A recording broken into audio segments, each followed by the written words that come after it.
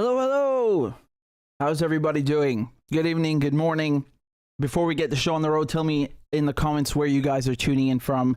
Oh man, I've got a bunch of things prepared for you. Okay, we're gonna talk about a lot of topics, so please make sure you guys hit the like button. I'm waiting for you to I'm waiting to shout out all your cities and countries and states. There we go. New York, Toronto, UK, Virginia, New Zealand, London, Colorado, Holland, New York, Australia, France, Toulouse in France, Montana, Chile, London, Toronto, Michigan, Georgia, Australia, Mexico. Soggy bottoms. I guess you remember my joke about the foggy bottom where the State Department is located. Wisconsin, Coral Bay in Australia, Florida, Texas, Atlanta, Algeria, Florida, Ivory Coast. I saw earlier someone was tuning in from Gambia. Who was it again? Give me a sec. It was...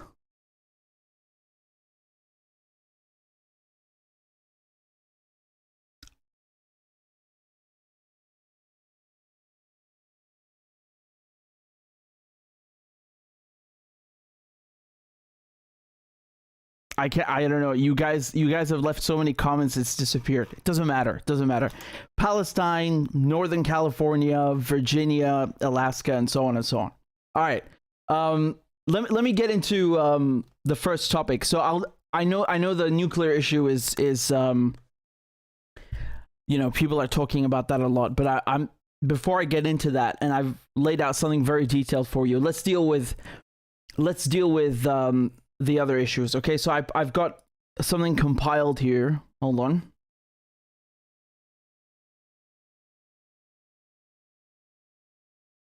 Okay.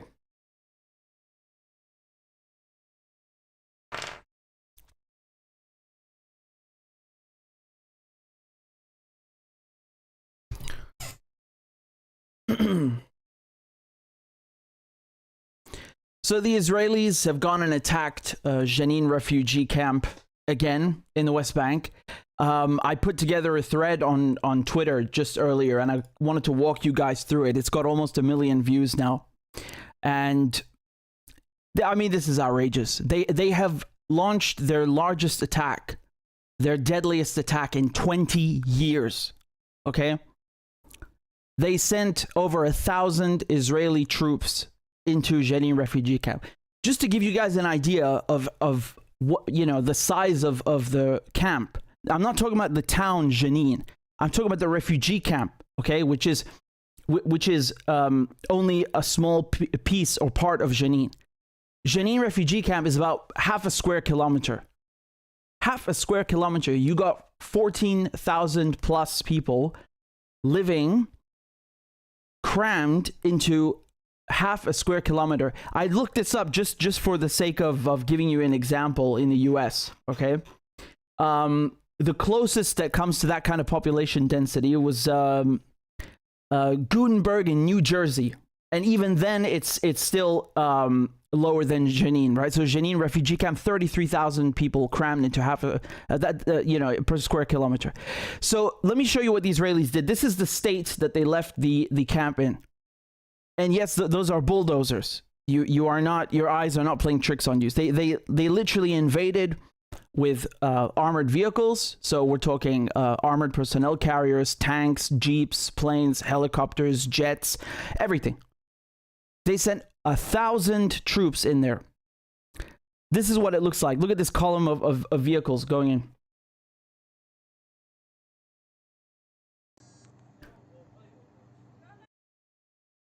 Here's another video. You can see them invading with their bulldozers, right?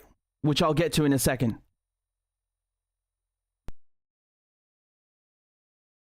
Yeah, there you see the bulldozers. And here more and more it's just endless. It's absolutely endless, okay? And then of course, you can see them here, they're bombing the camp with the jets.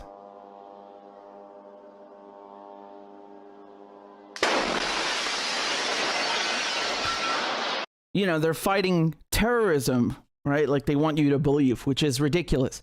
I mean, First of all, this is an invasion. You know, if from perspective of international law, the Israelis are literally, you know, invading the place. Even if you accept the partition plan, even if you accept it, this is the West Bank. What are they doing in there? The Israelis going door to door and kicking families out of their homes. You can see here they've got people with their hands up inside their own home. Can you imagine somebody comes into your house with machine guns? Not somebody, a professional army, one of the most powerful armies in the world, comes into your house and sticks guns in your family's face and kicks you out of your house. How would you like that? I bet you wouldn't. I think most people wouldn't. And the Israelis were also sending text messages to Palestinians telling them, get out of your homes, leave your homes. There's so many people who had to flee. It's in the thousands, okay? So you got thousands of people. Just look at this video here. So, I mean, the sad irony, which I'm forced to point out, and again, I want this to sink in. These are refugees, still in their own country, refugees being turned into refugees again. So it's not enough that the Israelis kicked them out of their homes in 1948, which is why you have Jenin refugee camp. Again, think about that. You got a refugee camp in the same country, okay? Which again, in war, you have people displaced internally and externally, right? But again, I want you to think about how sad that is, that you have people who went to this camp in the first place because they lost their original homes in 1948. The Israelis took them. And now, once again, the Israelis kick them out of these homes. I mean, how sick is that? How sick is that?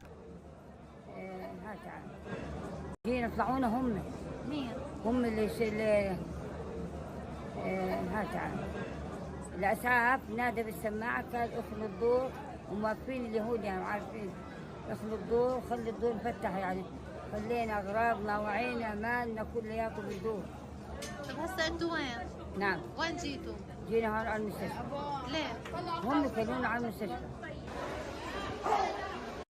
By the way, the irony is that you know, the Israelis want you to think that the resistance fighters in the camp, who are so-called terrorists, that they're not popular among the population, right? That the population, the civilians, you know, they don't like them. That's not true, first of all. And yes, yesterday, as people were leaving their homes, they were leaving money, food, and notes, and telling the resistance fighters, help yourselves. Even if the entire house falls apart, it's yours. Do what you want. So let me show. I mean, more of these scenes. You know, it's endless. You are people like literally with nothing but their kids, just holding their kids. They're in their pajamas, right? Look at that. That's so degrading, honestly. And then, of course, you know, people fight back because they're not going to tolerate this. Here's an Israeli jeep.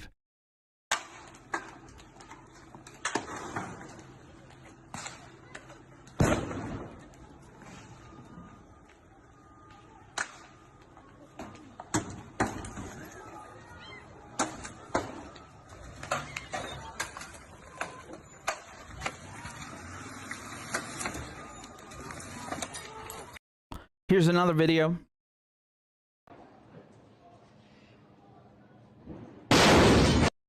So that's an IED, improvised explosive device. Listen to the ferocity of this battle. Just listen.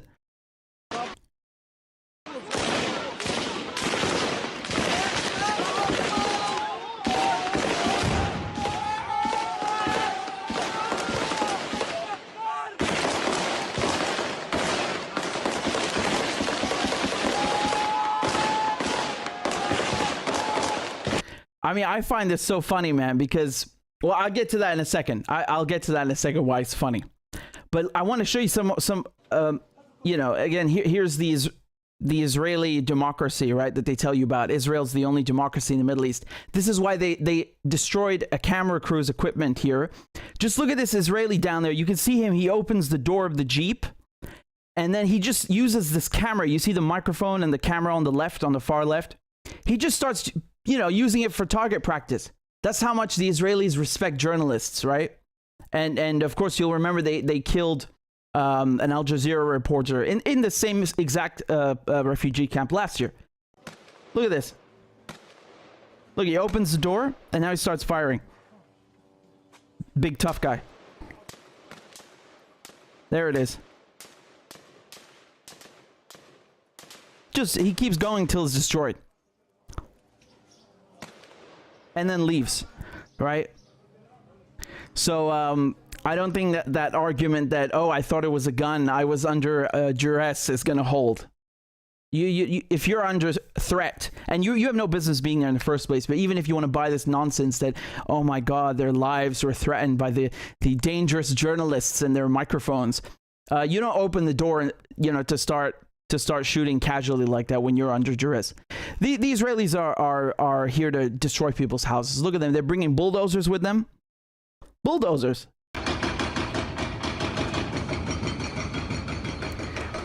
This is their form of sick, cruel punishment, right? They'll destroy your house in front of you. Here's another video. You can see it just like it. You have to understand that the scale of the destruction is so bad. It's not just that they went in and bulldozed the house. No, they bulldozed the infrastructure of the goddamn place. It's already a refugee camp. What kind of infrastructure is it going to have anyway, right? But obviously, Jenin's been there for a long time. The water, the electricity gone, the streets destroyed. Look at this. Look at the video.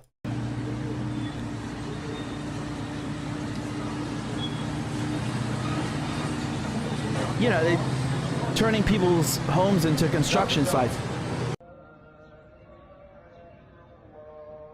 Look at that. Jesus Christ.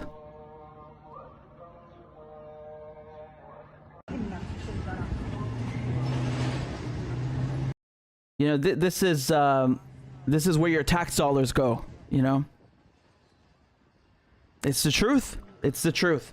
Remember, the Israelis, up until Ukraine became the next hot thing, the Israelis were the largest recipient of U.S. military aid. Okay, so that's, what is it, 3.8 billion per year. That's what your money's going to. Look at the scale of the destruction. It's truly beyond words. It's unrecognizable. That's what people who live there are saying. Unrecognizable. Here, they don't even leave animals alone, Humans, animals, that's just everybody. I mean, I wrote on Twitter that they left it looking like an apocalyptic wasteland. Just look at that. It's like something from Mad Max.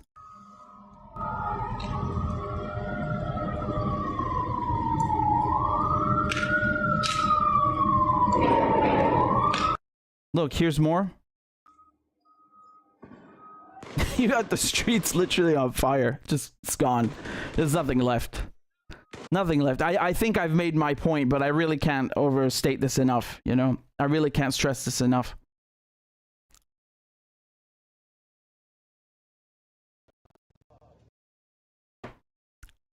Here's in the daylight, so you can see a bit better. This is 36 hours after the Israelis have, have done playing with it. The last time they did something like this was 20 years ago, right? So I think back then it was called Operation Defensive Shield or some rubbish. And, obviously now the Israelis go in every month. They go into Jenin, just like they go into Syria every other week, or they go into Gaza every other week.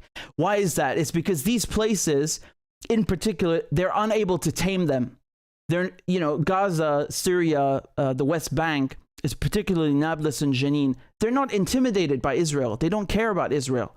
They are going to kick the Israelis out as long as, however long it takes, no matter what it takes.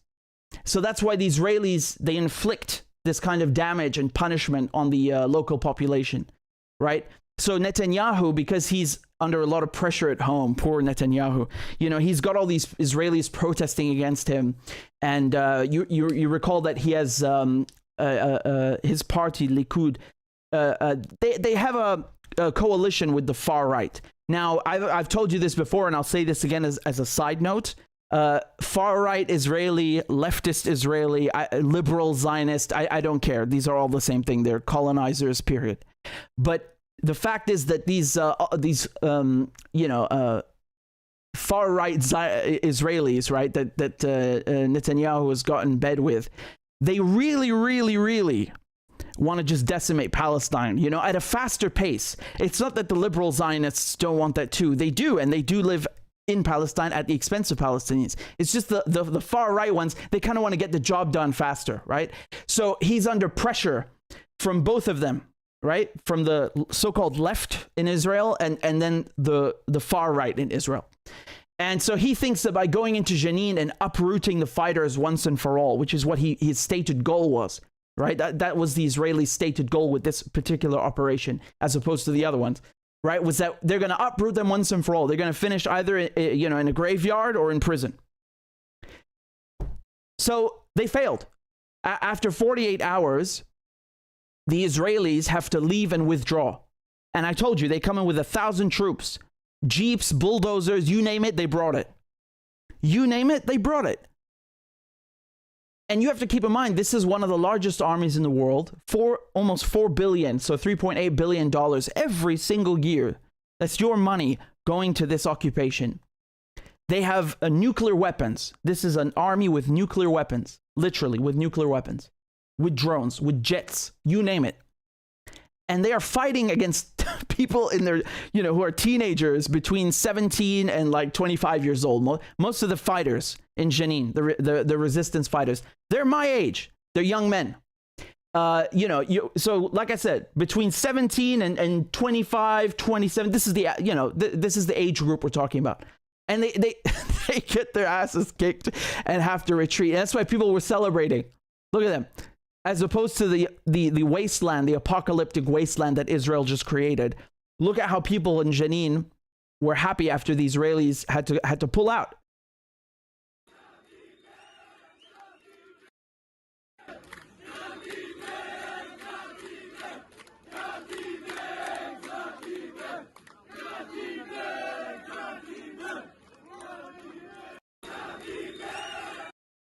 Right, so that's why it's funny. That's why it's funny, right? Because the Israelis have trouble taking on a bunch of teenagers and men in young men in their 20s. So, that's why it's funny. And you can be sure that that Netanyahu, he got permission, so to speak. He got the nod. He got the nod from the US and the UK. You know why? It's not that the US and UK usually object or usually say something. No, on the contrary. But the scale of this is so insane, right? Compared to the other attacks and the usual assaults. And they just say there's like zero condemnation, right? Just imagine this was a Ukrainian town. I know I keep drawing this parallel and I don't give a crap and I'm going to keep goddamn saying it. Imagine this was a Ukrainian town and the Russians had just done this. There would be outcry and outrage and people going batshit on the news, in the papers 24/7, right? And maybe they should, because this is outrageous. But the point is here that this happened, and it happened in Palestine, done by the Israelis with American approval, American weapons, American money, British political, the cover that Britain provides and the UK provide, where you're not allowed to criticize Israel. You shut the hell up about Israel. If the BBC can't even say a word about Israel, that's how they give their approval and their consent, right? And Netanyahu is his ilk are openly saying now, this idea that you're going to have a Palestinian state is gone. And you have to understand something. This doesn't mean that 20 years ago, the Israelis, they really meant it about having a two-state solution. No, that was a ruse. That was a farce. It was a charade. It was an act. They put on an act. They pretended that there's going to be a two-state solution. It's nonsense. They never wanted one. It's just that now the veil has been lifted, and they just openly say, yeah, screw you. There's not going to be a Palestinian state. Like as if you have to, you have to get on your knees and kiss the ring and beg the Israelis to give you a state. No, but they do have military superiority in this case. And as I mentioned, all this money and political cover in the West. And with that, they wield it against the Palestinians. And, just to show you something else that that Israel is having to deal with now, in addition to having, to being humiliated and defeated. I mean, Jesus Christ, you guys remember 2 weeks ago, what happened 2 weeks ago when they went into Jenin? You would have thought they learned their lesson. When they went into Jenin 2 weeks ago, same place, the Palestinians, they destroyed them. They made minced meat out of the Israelis. Minced meat.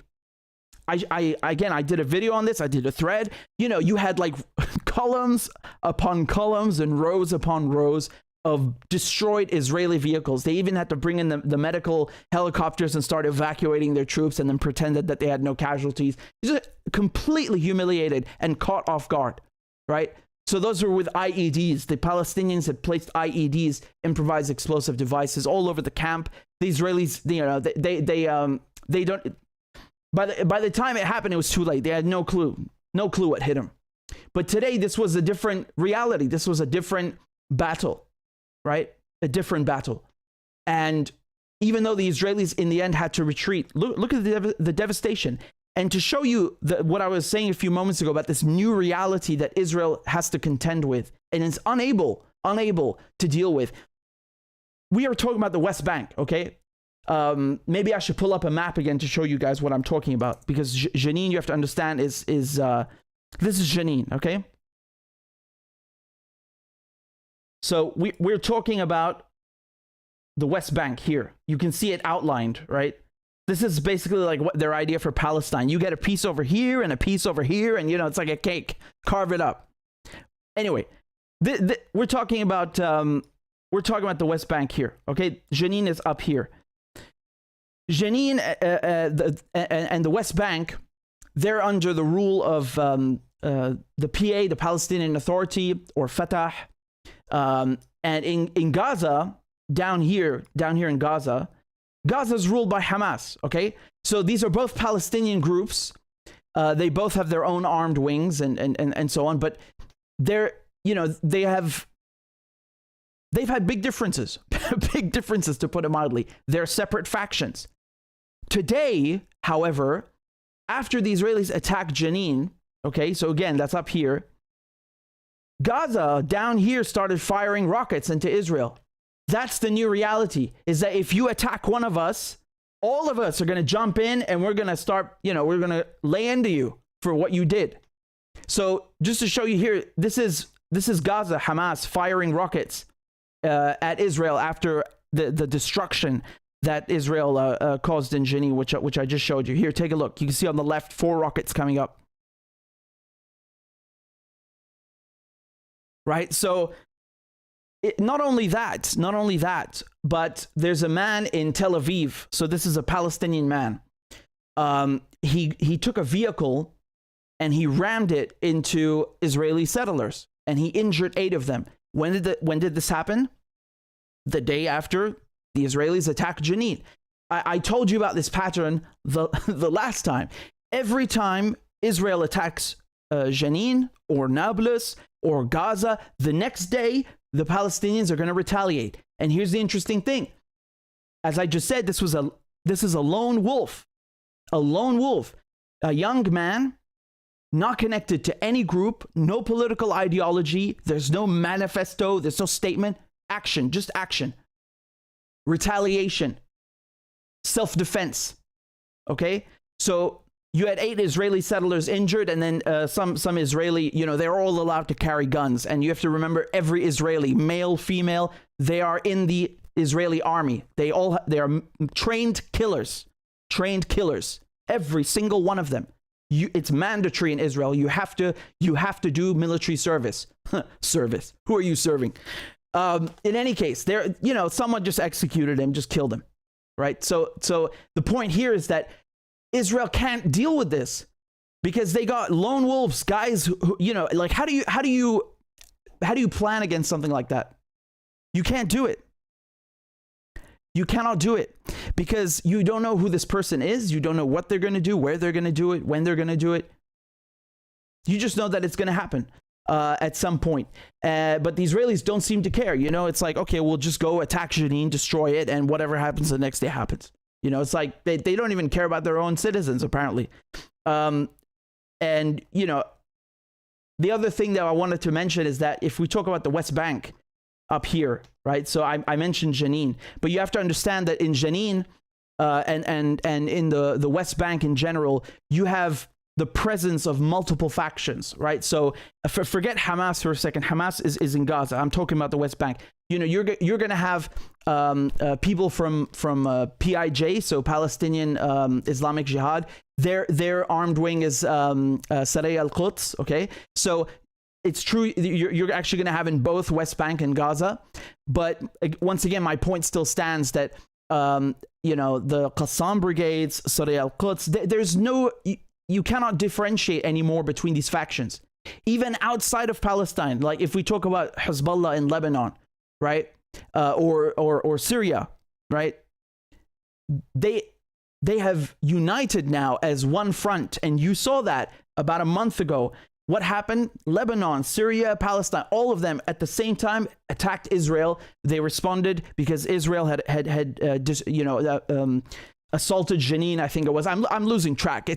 I'm literally losing track. I have a diary that I keep, and every time they go into Jenin, I write it down. I have it here. But my point again is that you have a reality Israel is unable to deal with. You cannot deal with this. And despite their best efforts to isolate Syria, bomb Syria every week, destroy Syria, help Al-Qaeda in Syria, just because they want to destroy the government there, you know, despite Israel's efforts to malign Hezbollah and you know, malign Hamas and get their European allies to ban them and call them terrorist groups, these organizations, these resistance groups are stronger than ever. Compare that to 10 years ago, 20 years ago, 30 years ago.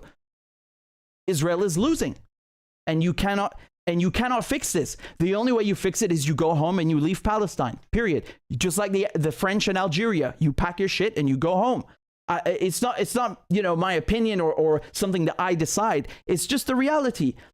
You can see it. The Israelis attack Palestinians. Palestinians respond because the Palestinians, this is their land. You understand? They literally have no place else to go. You already put them in a goddamn refugee camp. Where else can they go?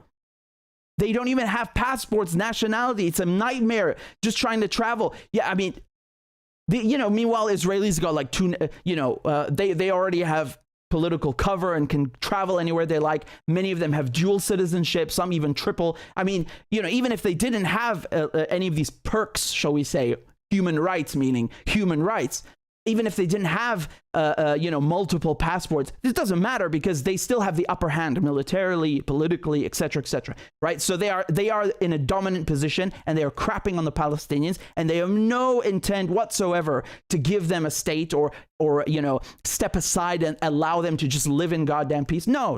It's we're gonna assault you every week in Jenin and Nablus and Gaza. Those who are living under the occupation.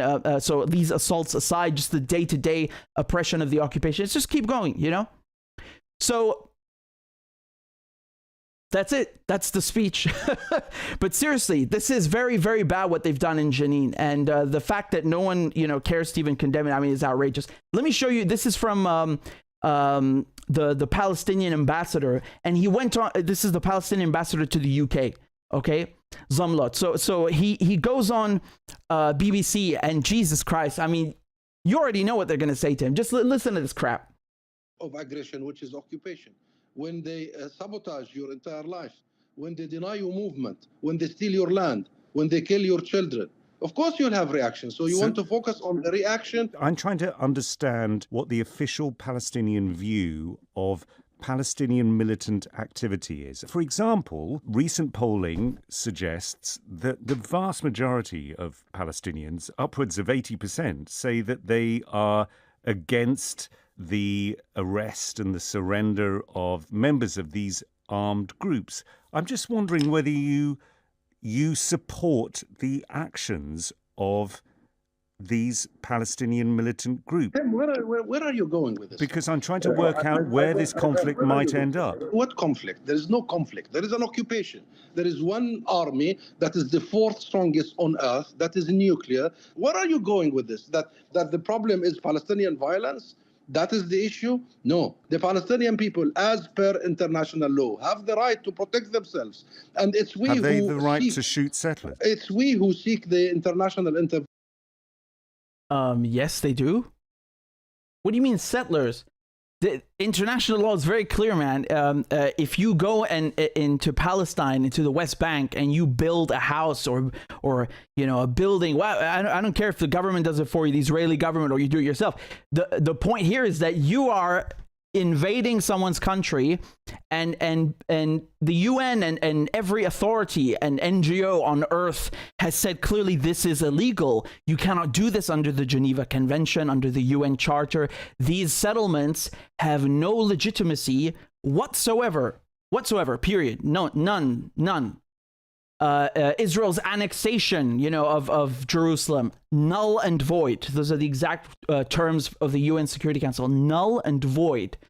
So, yeah, you do have the right to shoot settlers. You know why? Because you are invading their country. And every single Israeli is in the military. They're trained killers. They all take part in the occupation. If a Russian goes and builds a house in Zaporizhia or Crimea, do you think the Ukrainians care about that? I mean, Crimea is a different issue. We've discussed this before. It was Russia, and during the time of the Soviet Union, it transferred and so on. The point here is that just right now, in the climate, with the war that's happening in Ukraine, do you think anyone is going to cry because a Russian built a house somewhere in Ukraine and the Ukrainians blew it away with a HIMARS missile? No, they'll cheer him on and say, bravo, this is your right, and so on and so on.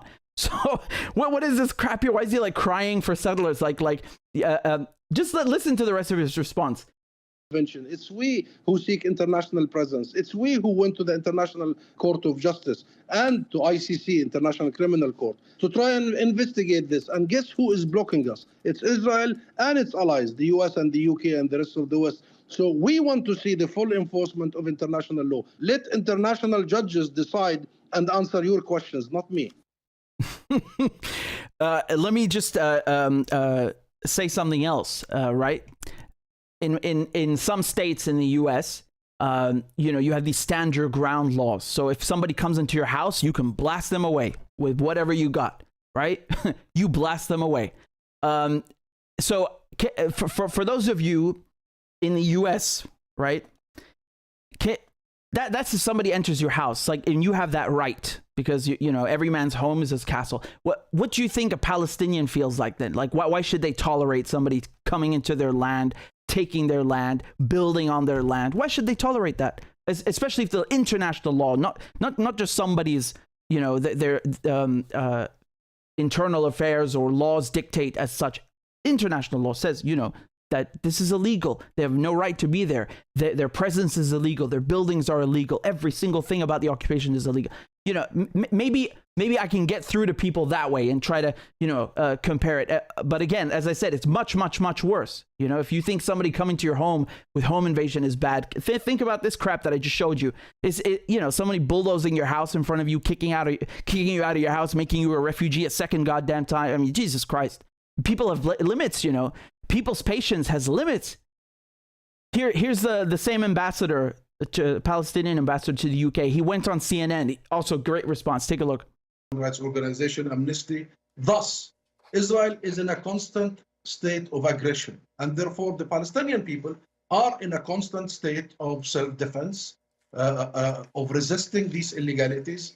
Not the other way around, because we're hearing the US administration all the time talking about Israel's right of self-defense. What about our right for self-defense, Alex? And the US and the West holds completely different standards to the Palestinians than the rest of the world.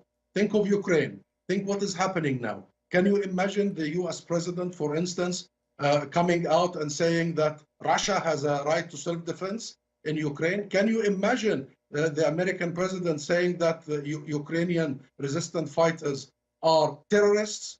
Can you imagine a scenario where the US administration would block the Ukrainians from taking Russia to the International Criminal Court or the International Court of Justice, as they are doing with us? I'm saying this because the issue is not what Israel is doing, because it has been doing this for 75 years. The issue is the impunity. And the issue is this double standards of the international community. Crimes are being reported, including in Jenin, by the United Nations. The World Health Organization just released a damning report of the Israeli deliberate targeting of hospitals, of medics, of ambulances. Speaking of which, I don't need to tell you, but if you're happy, if you want to see the video, I'm happy to show it. What do you think the Israelis did to the hospital in Jenin? They threw tear gas outside. They shot live bullets at the hospital. I mean, just think of this behavior. Please think again. I know it's a lot to process, but you have, this is American money financing this, giving weapons. So these Israeli colonizers can shoot at hospitals, kick people out of their homes, bulldoze their houses. I mean, I think I've made the point enough, enough times. It's just it warrants repeating. Let me show you someone who actually has a spine, in UK politics. This is from Parliament, okay? So in the House of Commons, Corbyn.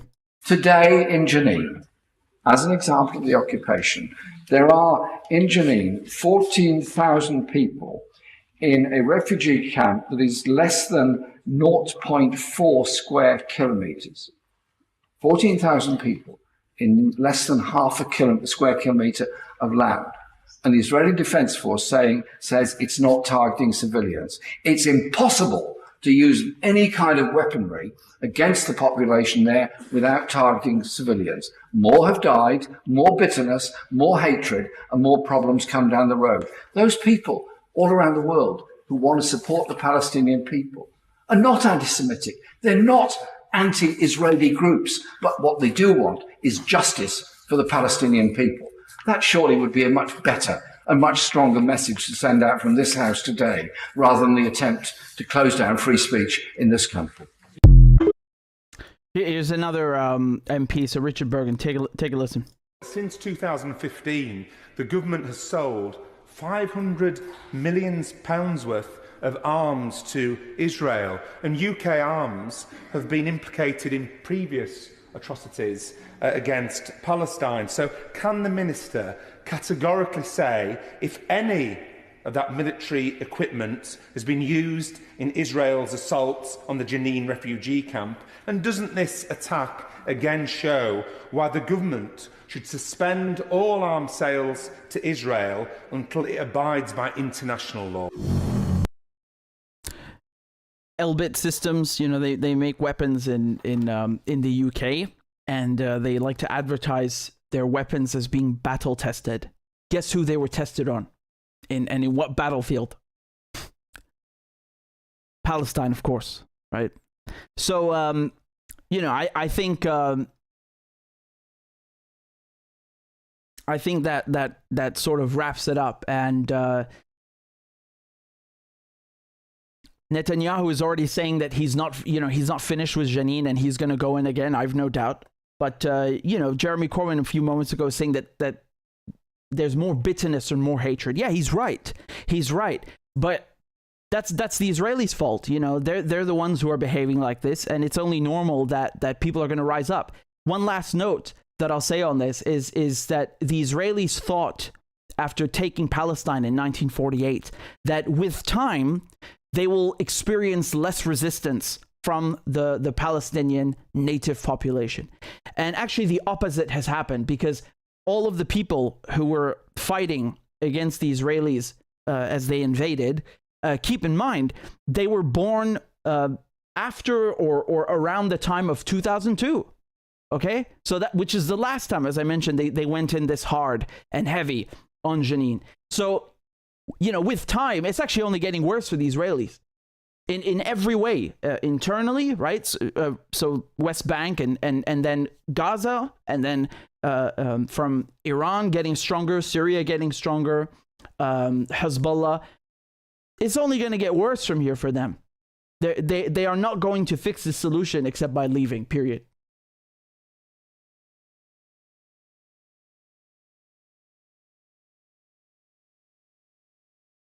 I meant the only solution is to leave. They're not going to fix this problem except by leaving Palestine, period. Okay, so let me just get this next thing ready for you here. Give me one moment. I see we've got a couple of hundred extra people who've just joined. Please let me know in the comments where you guys are tuning in from. And do hit the like button, the thumbs up, because we've got about 700 people watching, but only 400 likes. So there's a couple hundred of you who, if you would kindly oblige me, I'd be most grateful. So 1 second, and yeah, so I'm not gonna deal with the nuclear issue just yet. Okay, let me do my thing here. Okay. Jesus, this is quite the issue. Okay.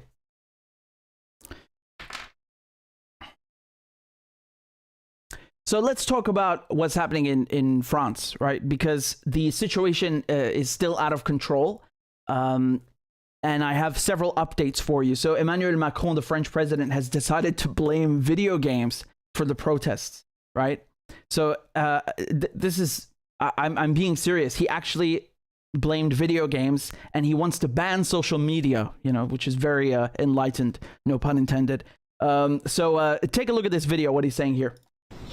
Enfin, les plateformes et les réseaux sociaux jouent un rôle considérable dans les mouvements des derniers jours. Nous avons vu sur plusieurs d'entre elles, Snapchat, TikTok et plusieurs autres, à la fois l'organisation de rassemblements violents se faire, mais une forme de mimétisme de la violence, ce qui, chez les plus jeunes, conduit à une forme de sortie du réel. Et on a le sentiment parfois que certains d'entre eux vivent dans la rue les jeux vidéo qui les ont intoxiqués. Mais nous prendrons dans les prochaines heures, nous avons commencé à l'organiser, plusieurs dispositions. D'abord, en lien avec ces plateformes, d'organiser le retrait des contenus les plus sensibles. Enfin, les plateformes et les réseaux sociaux. Right, so, you know, he's speaking about this like he's in 2002 or something. You know, you should go deal with your police who are shooting people during traffic stops. Maybe worry a little less about video games. I want to show you something that is so disgusting. So, you know, the policeman who killed Nael, so who sparked all of these riots, somebody set up a fund for him. Okay, this is for the policeman. And it's reached 1.4 million euros. Now, keep in mind, these are not funds to help with legal fees. So that's, you know, you might see that, or you might have heard of that elsewhere. That's not allowed in France. You cannot set up a fund. You know, there was this famous case in 2019 with one of the yellow vest protesters who was arrested. And then when somebody set up a fund, it got shut down. So just to be clear, the policeman who shot dead Nael and started all of these riots in France is now a millionaire. A millionaire. And the family, or the parents of the boy who was killed, Nael's parents, barely, you know, 300, 400,000 euros. Now, obviously, that's a lot of money, but I think it speaks volumes. I mean, look at the difference. You know, this is they're basically rewarding a public servant who executed a French citizen at a traffic stop. If that doesn't make you feel sick, I don't know what will. So I'm going to show you some more videos now from what's happening in France, just to give you some general updates. So they have, you know, they've arrested 4,000 people now in connection with these protests, riots, looting. 60% of people arrested have no criminal record and no prior convictions. The youngest is 11 years old and the oldest 59 years old. You've had 23,000 street fires. 23,000 street fires, including, you know, garbage bins and so on. 12,000 vehicle fires. 2,500, you know, arson attacks or fire damage to buildings. Right, so you could just say 2,500 buildings that have been damaged by fire. 273 of those buildings belonged to the police, or, you know, municipal police. You have 105 arson attacks on town halls, 168 attacks against schools, and 17 attacks on elected officials. This is in the span of 5 days. The father of the boy who was shot dead, so Nayel's father, his name is Hisham. He's filed a civil suit against the police for killing his son. Just to give you an idea, this law that the 2017 law that I read to you last time, which gives French police the right to kill someone during a traffic stop or somebody who refuses to comply while driving a vehicle. So 2 people, so with Nayel, have been killed this year because of this law, right, for refusing to comply, and 13 people last year in 2022. Okay, so keep in mind, one of the people who was killed last year was not even driving the goddamn car. She was in the passenger seat. She's dead. Can the police bring back her life? No, she's gone. She's dead. Shot dead. No accountability, no punishment, no for the police. You know, there's no reading or inquiry about the law, you know, to work it, to kind of I'm thinking in French for a second, to you know, to reword it and so on. No, nothing. It's just, you know, leave it, whatever. So now, in any case, in France, it's a bit calmer because they've buses and trams are working again as usual, as the government announced. But you know, again, just to give you an idea, like one third of the people who have been arrested are minors. And most of them, as I said, do not have criminal records. They have no priors. And just on the night between Sunday and Monday, 54% of the people arrested were minors. So the majority of people arrested between Sunday and Monday, minors.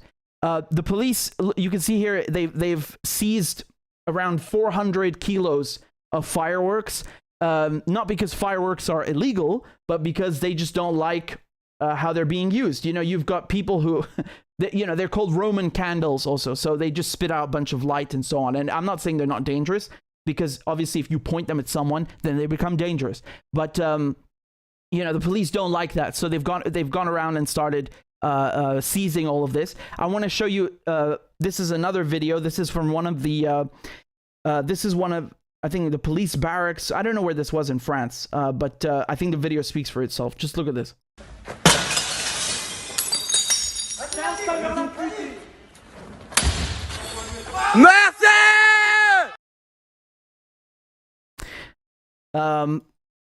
Here are the police. This is how they block journalists from filming. I'm not going to show you most of the video because I cannot show it to you. It's too much. If you know what I mean, you know, tough on the stomach. But just look at how the police block journalists, right? So they if they don't hit you, they'll do this. They'll take their flashlight and start putting it in your face like that. So the camera can't really capture anything, right? It's trying to deal with different exposures and so on. Yeah, it's basically rendered useless. So that's a nice tactic that they're using. I want to show you this video here. This one's a bit comical, and I feel really bad for this guy because this. The press were filming inside of a looted store. This is what was this again? It was a Foot Locker, right? So Foot Locker is a chain, and the store is completely looted, as you can see. And one guy, as he's about to walk out with a bunch of bags, he's stopped by 3 cops who are just like kind of standing there waiting for him. Oh God, it's like something from a comedy. Et on est avec notre envoyé spécial qui est avec nous, qui est là.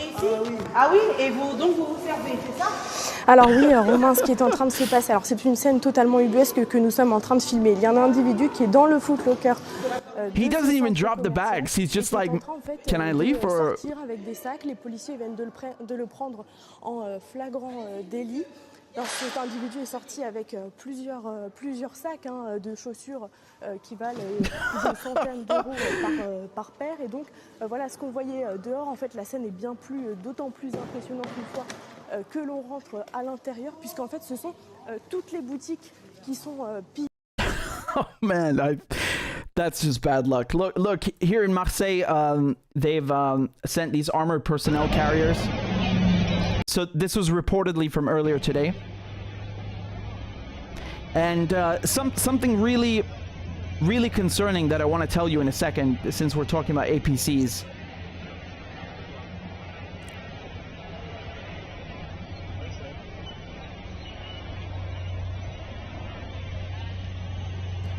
So in Lorient, they've opened an investigation. You know why? Because there are members of the French army, the military, who have apparently been working with riot police. Okay, so they have secretly.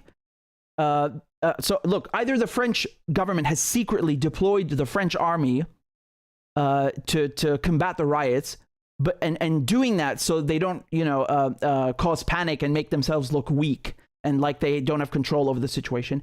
Or you have members of the French military who have basically taken up this role of becoming paramilitaries, right? So or para-police, if you will, as they say in French. And you have, in addition, so this is a separate thing now, but it's still connected. You have people in the far right, l'extrême droite in France. So, people who are hooligans, who are maybe not hooligans, but still in the far right, who are basically taking to the streets and helping the police, the riot police, the CRS, to beat people up. And in many of the cases, like, you don't even know what the hell's happening, right? Like they try to, they think that they can cook up an image of being all like, we're responsible citizens and superheroes who are going to like help tame the things and discipline society from the and save them from their sins. They're just beating people up, like, just for being in a different group. So that's what's crazy. And there's, of course, no punishment. The government is kind of like looking the other way. If you're Irish and you know what obviously this is, I'm just drawing an analogy here. It's not that bad. But if you're Irish, of course, the paramilitaries in England, the ones in Belfast that were basically helped by the government in England, by the British government, the UVF, Ulster Volunteer Force, and all these groups of people who just like randomly started blowing up Catholics and killing Catholics and taking things into their own hands and getting support from the state, right? So I'm not saying it's the same thing in France, but it's the same concept of people just, becoming vigilantes. And speaking of vigilantes, you need to understand something very, very important. The biggest police union in France published a memo, a communique, saying that they don't feel the government is giving them enough legal protections to beat people up and calm things. So they're going to take matters into their own hands. So just again, to be clear, this is the biggest police union in France openly saying that they are going to break the law just to beat people up. And I want to read this document to you, and the language that they use here is astonishing. I mean, this is a good translation, but you need to understand how much worse, how much worse this sounds in French. So they're saying here that, quote, facing these savage hordes, right? Asking for calm is no longer enough. It must be imposed. It must be imposed.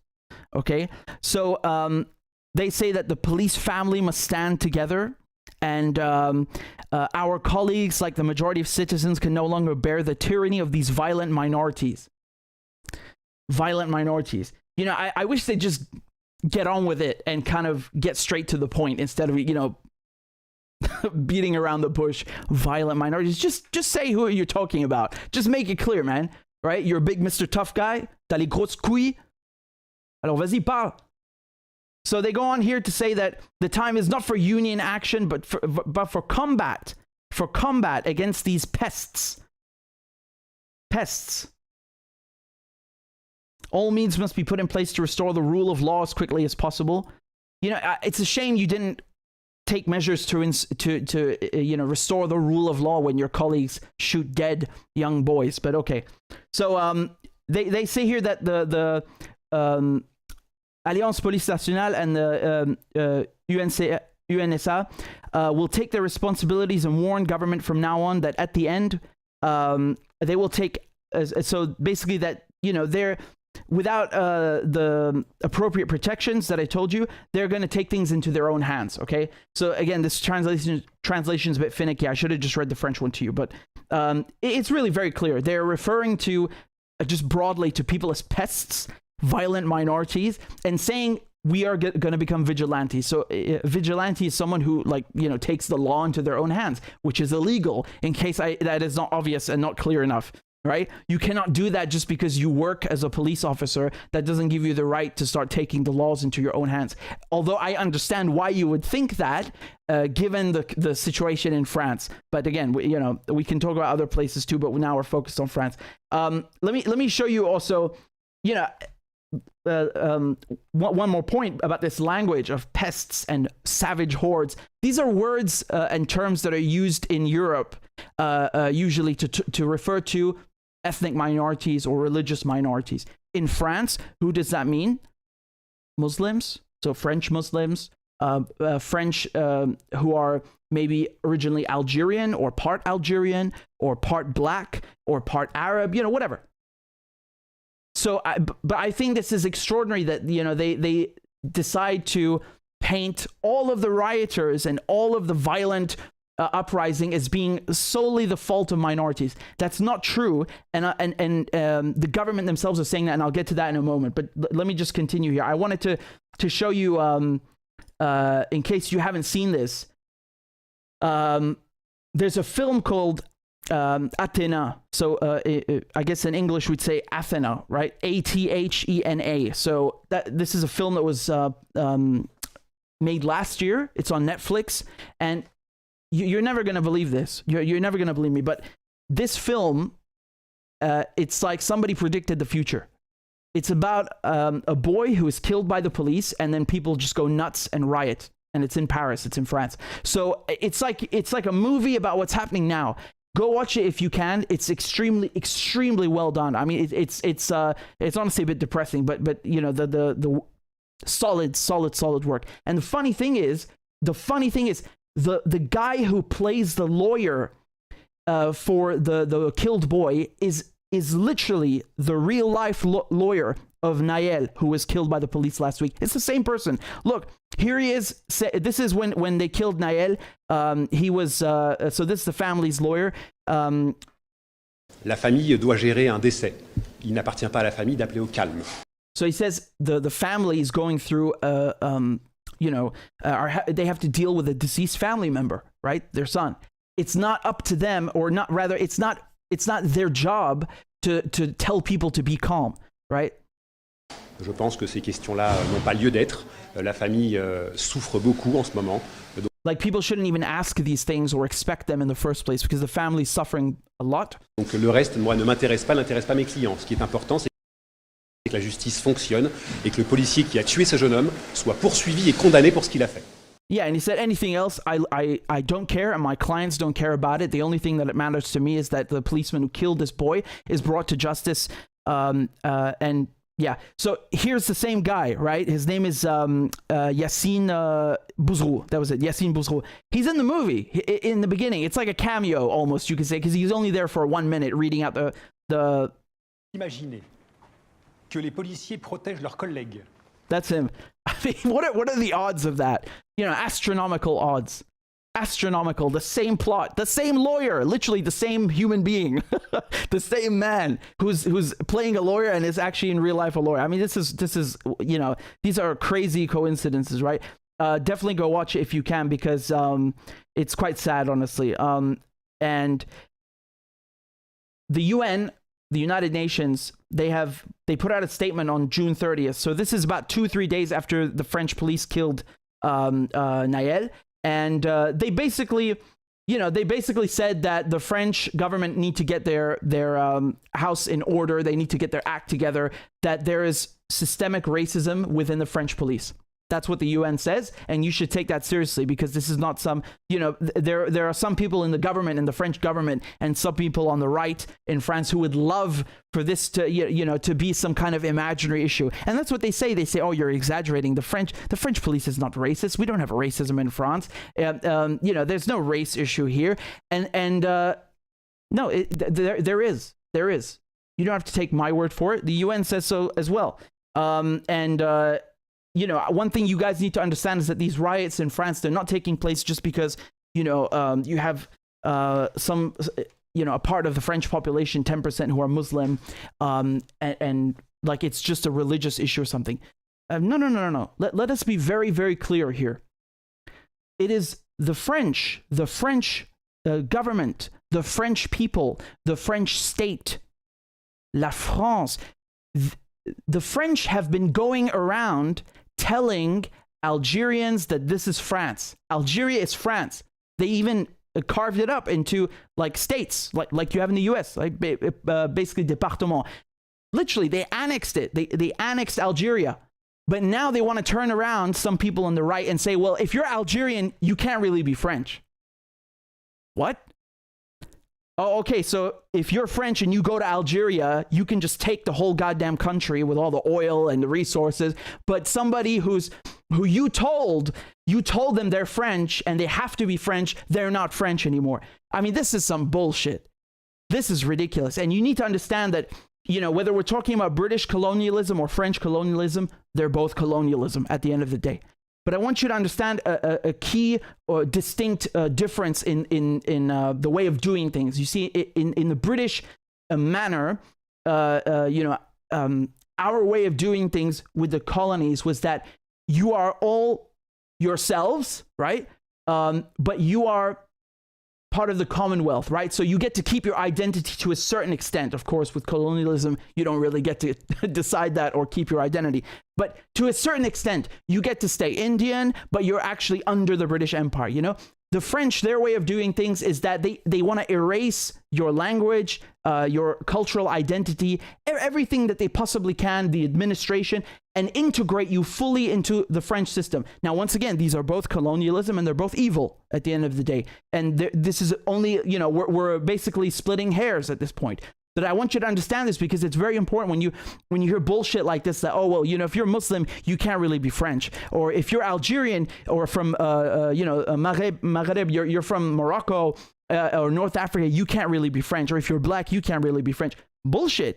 You have been going around in Africa and telling people that they are French. You've been going around the fucking Pacific and telling people that they're French. Going around the Middle East and telling them that they're French. So they are fucking French now, whether you like it or not.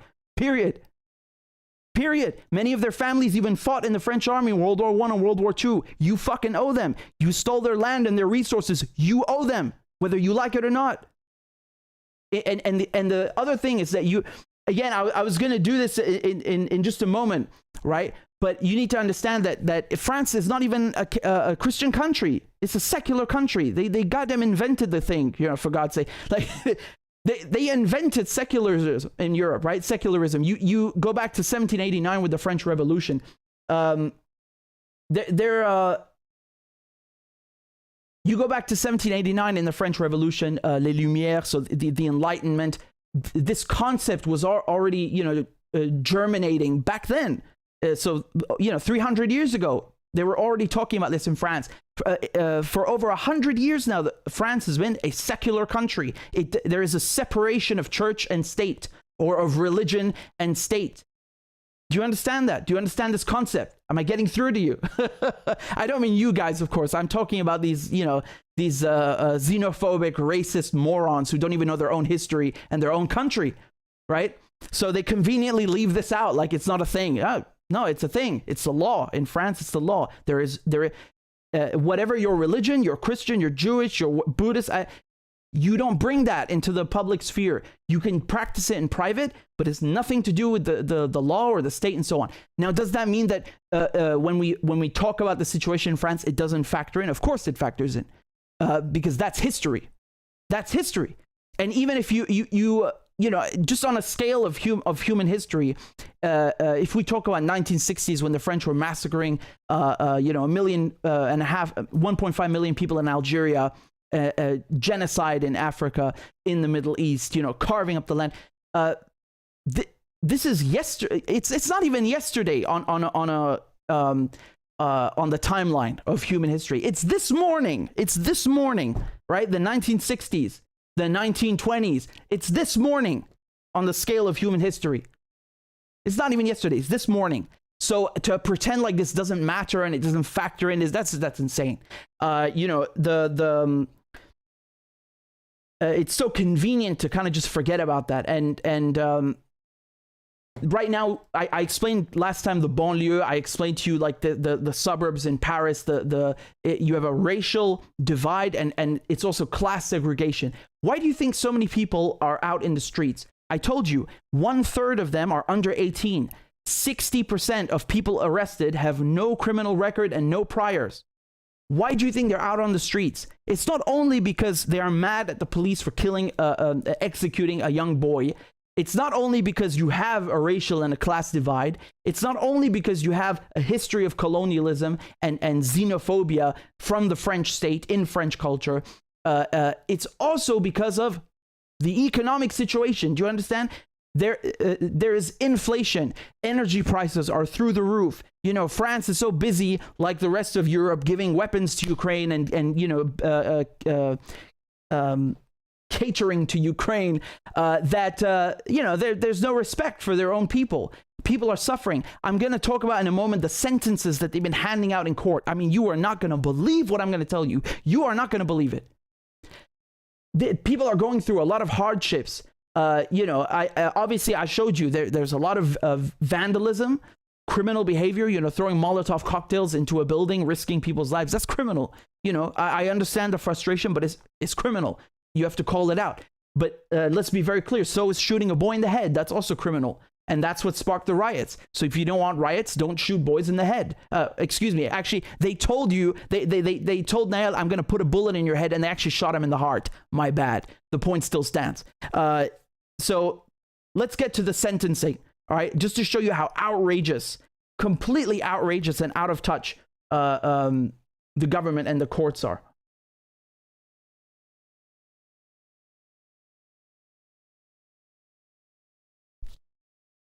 Okay, give me a second. Here, so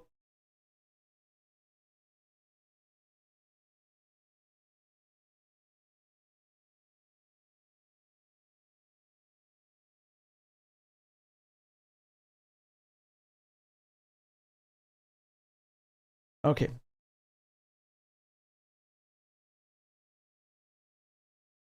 Like I said, you are not going to believe these insane and cruel and heartless sentences that the French courts have been handing out. There's one man was given 10 months in prison because he stole a single can of Red Bull. Let me repeat that. 10 months in prison, no parole, because he stole a can of Red Bull, allegedly. What happened is there's no actual proof that he stole it. He just walked out of a looted store with a can of Red Bull. Now, I know the circumstances certainly seem to indicate that he stole the goddamn thing, but 10 months is outrageous. If you give somebody 10 months for stealing a can of Red Bull, what do you give them when they steal a car or someone's identity? You execute them? Like what is this? It gets worse. It gets worse. Look, another man in Marseille. So I did a thread about this, right, on Twitter. I want to thank Rafik Shekat. So he's one of the lawyers who was in the courtroom and reporting on all of this. So my job is really, I'm just translating from French and giving you this news and my analysis. Just one man in Marseille, he was given 6 months in prison because he stole fruit, bananas, oranges, 6 months in prison. He said that when they asked him why he did it, he said that he has not eaten fruit in 2 years because of inflation and high prices. There's in another case, an 18-year-old boy who has schizophrenia and has been homeless for 2 years, was given 1 year in prison. Do you know why? He was stealing. He was caught looting in Louis Vuitton, and then when asked why he did it, he said he was looking for food. Now, just in case some of you don't know what Louis Vuitton is, clothes, bags. It's a luxury brand. There's no food in that store. The guy is completely, he's having mental issues. It's documented. He has schizophrenia, right? And Rafik, who I just told you about, he said that the guy, the boy, he looked like he didn't even know where he was in the courtroom. Just completely lost. 1 year in prison. What is that? This is madness. Another man was given 1 year in prison, not because he was actually caught looting. He never went into any store. He was walking in the street and he just happened to pick up stuff that was on the floor that somebody else had thrown out. You know, just like crap that was laying on the floor. 3 hours after the store had been looted. He's just walking and he picked it up. 1 year in prison. If you think that this is proportionate, there's something wrong with you. I'm sorry. You know, these are just 5 examples. Do you know how many people are being sent to prison? The French courts are literally ramming and cramming as many cases as they can per day. You have these courts open till 2 in the fucking morning. People get 15 minutes in front of a judge. 15 minutes. Most of these people don't even have lawyers, you know? They're just like told to plead guilty and then, whoop, you're sentenced to prison. Goodbye. A can of Red Bull, 10 months, almost a year in prison. I mean, Jesus Christ. What are they going to do next? Are they going to send people to Devil's Island again? You know, they're going to start sending them to penal colonies? What is this? What is this? You know, this is the country of droit du citoyen et de l'homme. You know, human rights and the rights of citizens. What is this? This is insane. This is the country of enlightenment. There's no enlightenment here. The justice minister, so Macron's justice minister, he sent a memo, an internal memo, telling the courts and the prosecutors to, you know, enact swift, firm, and systemic justice. So, you know, I know Macron is blaming video games and blaming social media, and I'll get back to that in a second. But, you know, his justice minister is like literally instructing the courts, I want you to crap on people and punish them as hard as humanly possible, as much as you can. Just to give you another example, somebody, I think, I don't remember what it was. It was something outrageous, like 6 months or something, in prison for cheese. Again, he didn't steal cheese. He just happened to have cheese in his pocket, and they assumed that he stole it. I'm speechless. I literally, I think that speaks for itself. What could I possibly say to you know, remedy this? It's Jesus. So that's Dupond-Moretti. So he's you know, the justice minister. I mean, I don't really see any justice in all of this, but you know, he's been instructing them to do this, and Macron is now floating the idea that he wants to fine people's families. So, you know, the person who went to prison for 10 months for stealing a can of Red Bull, allegedly, Macron wants to punish his entire family and fine them, right? So that's one of the strategies that's now at play. And then, of course, another thing Macron has talked about is banning social media.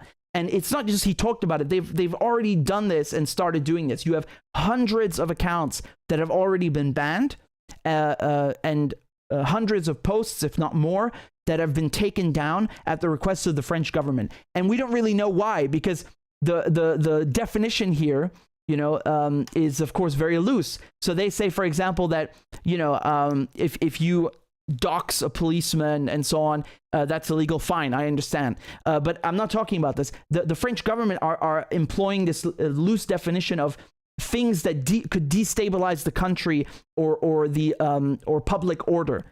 I mean, what does that mean?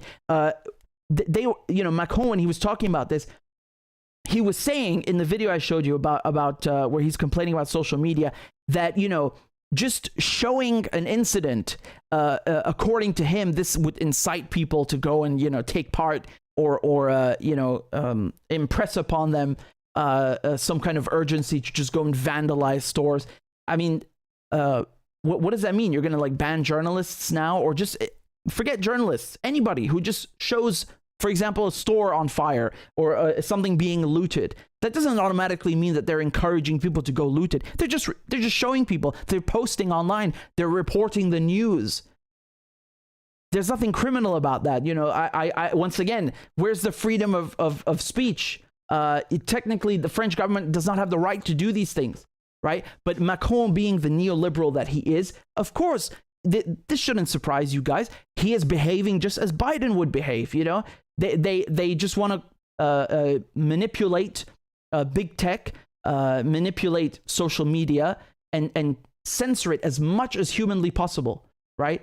And it's so funny because even the people who object in the Senate, in the French Senate, you know, one of them, I forgot his name, but he said something like, this is not the great democracy of China, Russia, and Iran.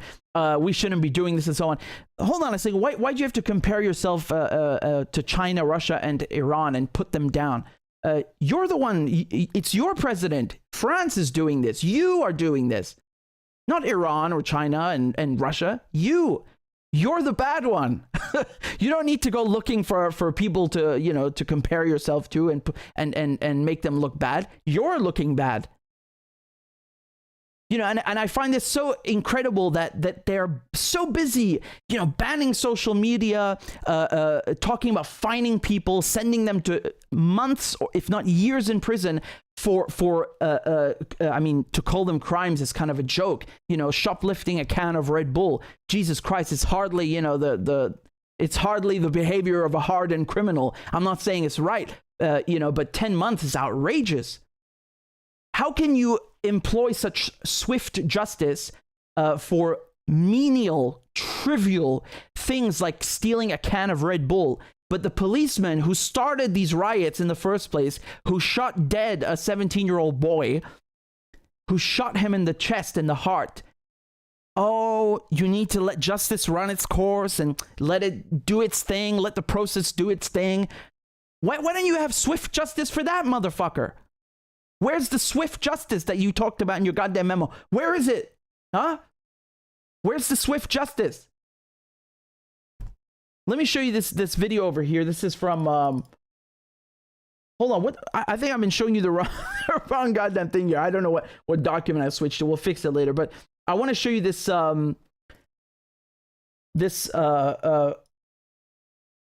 French representative, what he was saying, right? So I'll interpret. Ce qui crée de la colère, c'est de voir les peines qui sont infligées à ces jeunes gens. Quand des gens prennent 10 mois ferme ou 1 an ferme pour avoir volé une canette de Red Bull lors des pillages, mais qu'à côté de ça, on voit que par exemple le président de l'Institut Montaigne prend 12 mois avec sursis pour avoir drogué quelqu'un à son insu, il y a l'impression qu'il y a dans le pays une justice de classe. Right, so he's saying when a young person is given 10 months in prison, I think you heard Red Bull as he said, you know, 10 months in prison or 1 year in prison with no parole, you know, and then on the other hand, you have, I don't know which CEO he's referring to, some head of what was it, Montaigne again? Il y a l'impression qu'il y a dans somebody who drugged somebody, and you know, he drugged somebody else and got 12 months suspended sentence. I mean, the point, you know, gets across, right? He's saying that it's normal that people looking at this, you know, how rich, privileged people in France don't get punished, but somebody who steals a can gets 10 months in prison. That there's, you know, there's class segregation, there's a class divide, there's a double standard when it comes to the judiciary and the justice system. Qu'il y a dans le pays une justice de classe, une justice qui fait 2 poids 2 mesures, et où là on va punir très durement des jeunes gens, des très jeunes gens parfois, qui ont, c'est vrai, commis des actes délictueux. C'est vrai qu'ils ont commis des actes délictueux. C'est vrai que la justice doit passer quand des actes délictueux sont commis. Mais je crois que dans la période que nous vivons, dans la période de tension particulière que nous vivons, le message qui est envoyé, le signal qui est envoyé, c'est qu'il y a une justice de classe. Que pour certains, ça va très vite et c'est très sévère, et que pour d'autres, ça prend beaucoup de temps et c'est, disons, plutôt compréhensif. Yeah, right. He said, like, it's true, you know, that they some of these young people, they've committed you know, acts of delinquency. They've you know, vandalized things or looted things or stolen things, and you know, the justice should do its thing. But when you have this double standard where you know, for extremely young people, for menial trivial crimes, they get such harsh punishments, and on the other hand, you know, others get off scot-free with no punishment, then yeah, there's that's not the message that should be sent at this time, you know, especially when the whole country is kind of you know, uneasy to at unease, to put it mildly. I mean, again, like they might as well just start sending people to Devil's Island, you know, at this point, if they're going to start punishing them like this. You know, why not bring back capital punishment while you're at it? Jesus. And then they talk about Russia and China and Iran. Look at yourselves. Look in the mirror. I'm not done whining. Actually, I'm not whining. This is really, really messed up. I still want to talk about France because the police are still they're still brutalizing people. Let me show you what's going on. Look at this.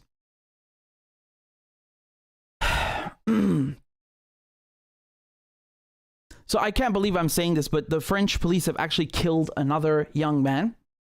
It's barely been a week. It's barely been a week that they shot dead the 17-year-old boy, Nael. And now they've killed another man who's called Mohamed, right? Mohamed, 27 years old. And he was killed in Marseille. Now, just to explain the situation to you, the official statement from the public prosecutor is that, you know, there was a violent shock or you know, hit against his thorax, his chest, and he had cardiac arrest and died a sudden death. The thing is, though, that what caused this violent shock? The police, they shot him with one of these things called a flash ball. So it's, you could, you know, it's like basically a rubber coated metal bullet. Not exactly, but it's just a French version of it. Okay, it's called flashball.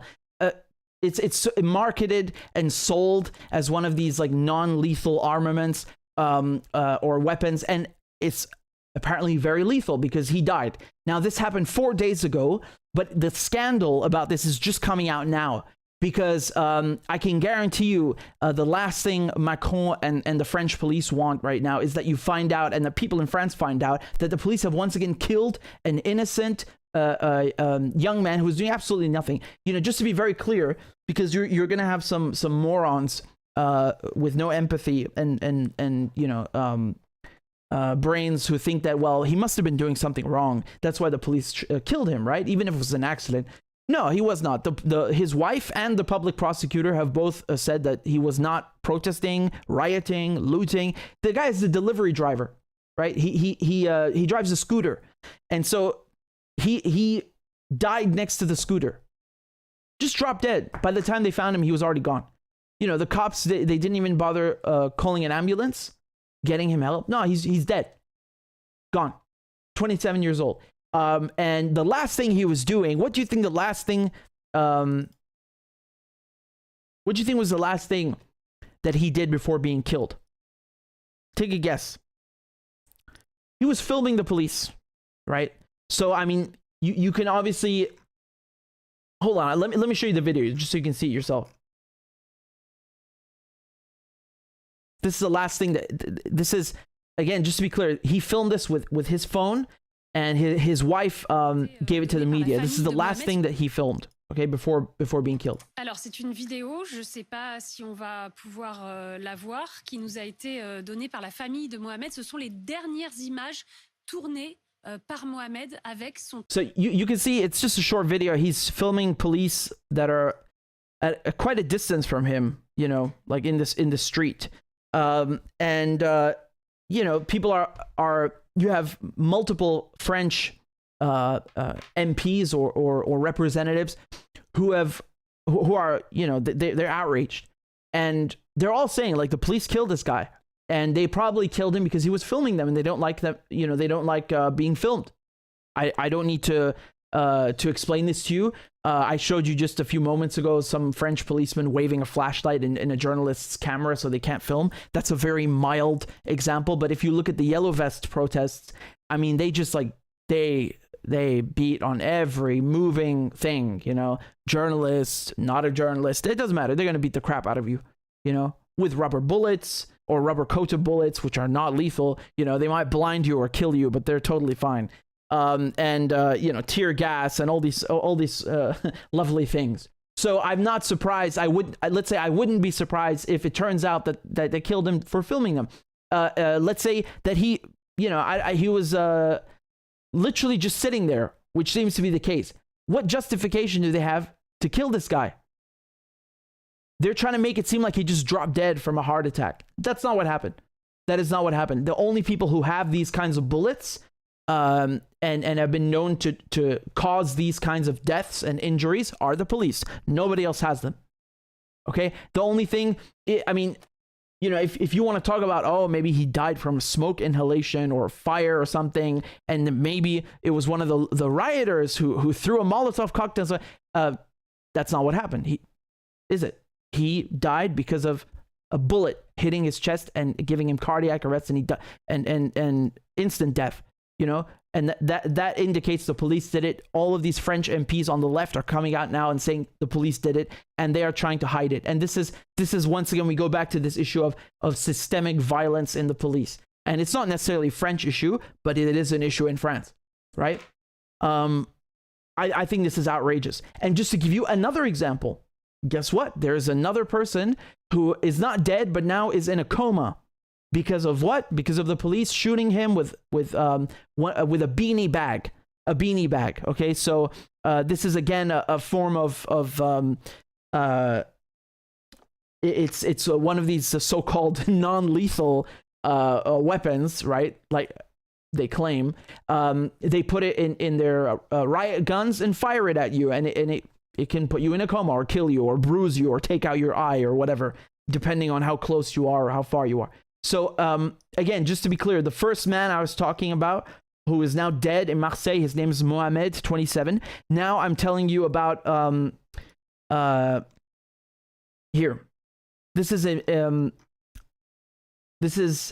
Emen Bouha. Okay, 25 years old. And this happened where? In Mont Saint-Martin. So, to complicate things further, he's not even in hospital in France right now. How is that possible? This is Mont Saint-Martin is right here. Take a look. You see the map? It's right on the border between Luxembourg and Belgium. So I think he was in Luxembourg with two friends. They were going shopping or something, and now because it's so close to the Belgian border, they just took him to hospital in Belgium. Now, of course, you know, if you're a European citizen or resident, and especially if because it's a Schengen zone, you can just go in. You know, you can walk into one country or the other. There's no real border, but you know that's another issue. But bureaucratically speaking, the French are making it more difficult now to find out what happened, because they say, well, he's not actually here.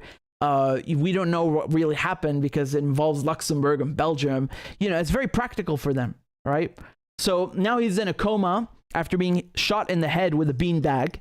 And this was fired at him, not by the French police, but the RAID. So RAID.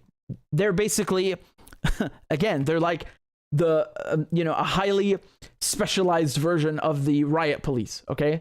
So when his family went to the police station to file a complaint for putting him in a coma, the police told them that they weren't even out policing the streets. It was the RAID units. And these are, again, like the CRS, they're some of the most violent units in the French police, you know. And again, you know, if you let me put it another way. Let's say that the police are completely innocent angels and they mean no harm to anybody, and they're just trying to do their jobs, and you know, this ammunition that they're using is completely safe. Look, if you are unable to control people without putting them in a coma or killing them, you're not fit to be in the police. You shouldn't be doing anything like this. Remember, you are a public servant. You are not a vigilante. You are not God. You are a public servant. You serve these people that you are killing and putting in comas. You don't have the right to do this. This is not just excessive force. It's you know, borderline murder, manslaughter. You know, keep in mind, none of these boys were looting, protesting, rioting. This guy's in his car. The excuse, let me show you something. The excuse for killing 13 people last year and 2 people this year in France, including Naël, was that, oh, they refused to comply. They were in a vehicle and they wouldn't stop. So we just had to shoot them. We had to kill them because they were a threat to us and others, and we had no choice, right? That's the 2017 law. in this case, right? Emen, the 25-year-old in a coma, he was in his car. The police didn't stop him. No one asked him to stop. There was no refusal to comply. There was no reason to even shoot him in the first place with this non-lethal ammunition. So the conclusion that I draw from this behavior, which is, I mean, this is outrageous. It's in the span of a week. They've killed 2 young men who, incidentally, are both Muslims and Arabs. And then now another person. I mean, once again, I really don't care what religion they are. In France, you're French, right? The point is they've killed 2 young men and put a third in a coma. What kind of policing is this? You shouldn't be in the police if you can't handle traffic stops and get people to comply without killing them. Refusal to comply does not mean you can execute me. Do you understand? I don't know why I have to explain this, but this is insane. This is insane, and this is why the riots are not going to stop. I mean, I can bet you, I guarantee you, anything you like. The French government right now are fucking scrambling, trying to prevent these stories from getting out on social media. You know why? Because the riots started after the police lied, and then somebody posted a video of the shooting on social media. It went viral, and it showed that the police and the government were lying. The video contradicted them, and it's just because of that people are up in arms, and perhaps rightfully so. But Macron is going to war with social media. He's openly saying, I want to censor accounts, content that is dangerous to public order, whatever the hell that means. That is a blanket, broad, ambiguous brush to paint things with. You might as well just ban every journalist and human being. He's embarrassed. He does not want people to see France, up in arms and in ruins. Because he wants people to come and enjoy France like it's some kind of touristy, attraction. I mean, it is the #1 country visited by tourists, or at least Paris is. So it's bad for business. It's bad for his image as a politician. That he can't get his house in order. That his police are out of control. And now the fact that this has happened again, that the police have killed a young boy or young man, right, 27, and now put another in a coma. I mean, if people find out in France the way that they found out about Nayad last week, the rioting is going to continue.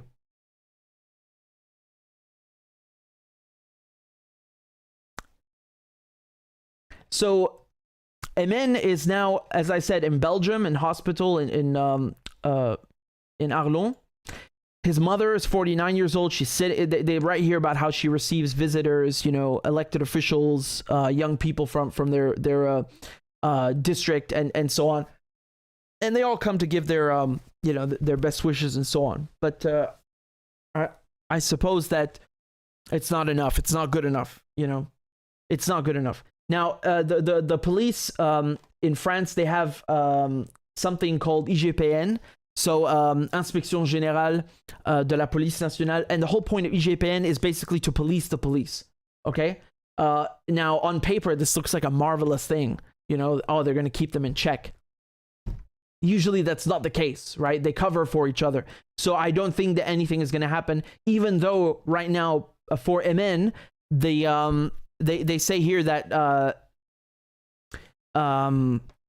the prosecutor, right? In the Val de Brie court has opened now an inquiry for violence. They say violence volontaire. So basically, just like trigger happy, being trigger happy. I mean, okay, they're investigating them. So what? Do you really think that there's going to be any justice? How do you get someone out of a coma or bring them back from the dead? You can't really do that. So, the solution here is not to put people in check afterwards, is to do it before, so you avoid this thing happening in the first place. But I doubt that that's going to take place, because right now, the police, I mean, they're threatening, they have threatened what you could call a mutiny. They were talking about a mutiny in Russia, I read to you the communique that the biggest police union in France put out a few days ago, where they say they're going to take things into their own hands. So again, basically break the law and become vigilantes. Judge, jury, and executioner. So they're out of control already. And keep in mind, you have 40,000 police that are deployed in France. There's now an investigation open because apparently the military have been deployed in secret. Whether they've done that of their own accord, of their own free will, or whether the government sent them. I mean, both are equally scandalous, right? And I would imagine it's the latter, because Macron doesn't want people to know that the situation is out of control. So I would imagine he doesn't want to declare a state of emergency like you had in 2005. He wants to maybe send in some special forces, and the people that by the way, the anonymous soldier that they interviewed, who was with riot police in the streets, said that he had been in multiple conflict zones. I'm imagining that Sahel region in Africa and probably Middle East. But in any case, this is scandalous. This is scandalous, and I'm really at a loss for words. Everything is scandalous here, from the initial killing to the sentencing that they've been handing out, to the social media banning, to the racism and xenophobia, the secret military deployments, the para-police, right-wing. It's out of control. This country is out of control. And if this were happening in Russia, Jesus Christ, they would be having a fucking field day. They'd be having a field day with this stuff. I mean, what happened with Prigozhin and Putin is a joke. It's not even a tiny fart compared to this. This is out of control. The whole country is out of control. I was reading to earlier how the police the police, they just send in these raid units, right? And the CRS, and they just beat everybody up. They beat everybody up, and if people find out what's happening, oh my god. Like I said, they're probably running, scrambling, trying to censor this, make sure people don't find out. I certainly reported on it. I mean, I made a thread on Twitter and it went viral. So I'm trying to do my bit, not because I necessarily dislike Macron, but because I have to. It's the truth and it needs to be told, and it's outrageous. But like I said, if this were happening in Russia, oh my god. You want to talk about a mutiny? How about the police union saying they're going to take the law into their own hands? I consider that a mutiny. 40,000 strong. It's actually 45,000 now that we know of. 45,000 compared to what? Prigozhin's 25, right? They claimed it was 25, or he claimed it was 25. I mean, obviously these are apples and oranges. As dangerous and lethal as the riot police are in France, as the CRS is. Wagner, of course, we're talking about combat veterans and so on, but I think my point is well taken. Let me get to another thing I wanted to discuss about France in just a second. So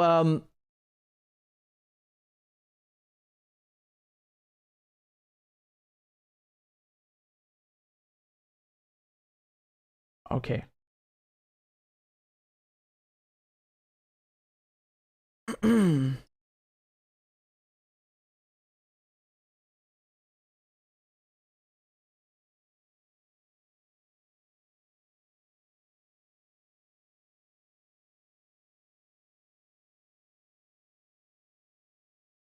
I'm just reading actually I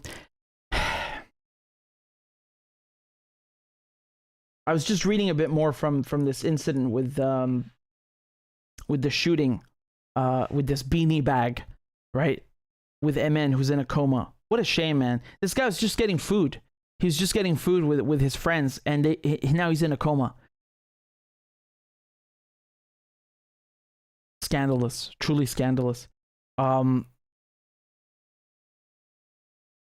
Yeah, so here's what I wanted to show you. Hold on, can you see that? Let me try and make it a little bigger for you.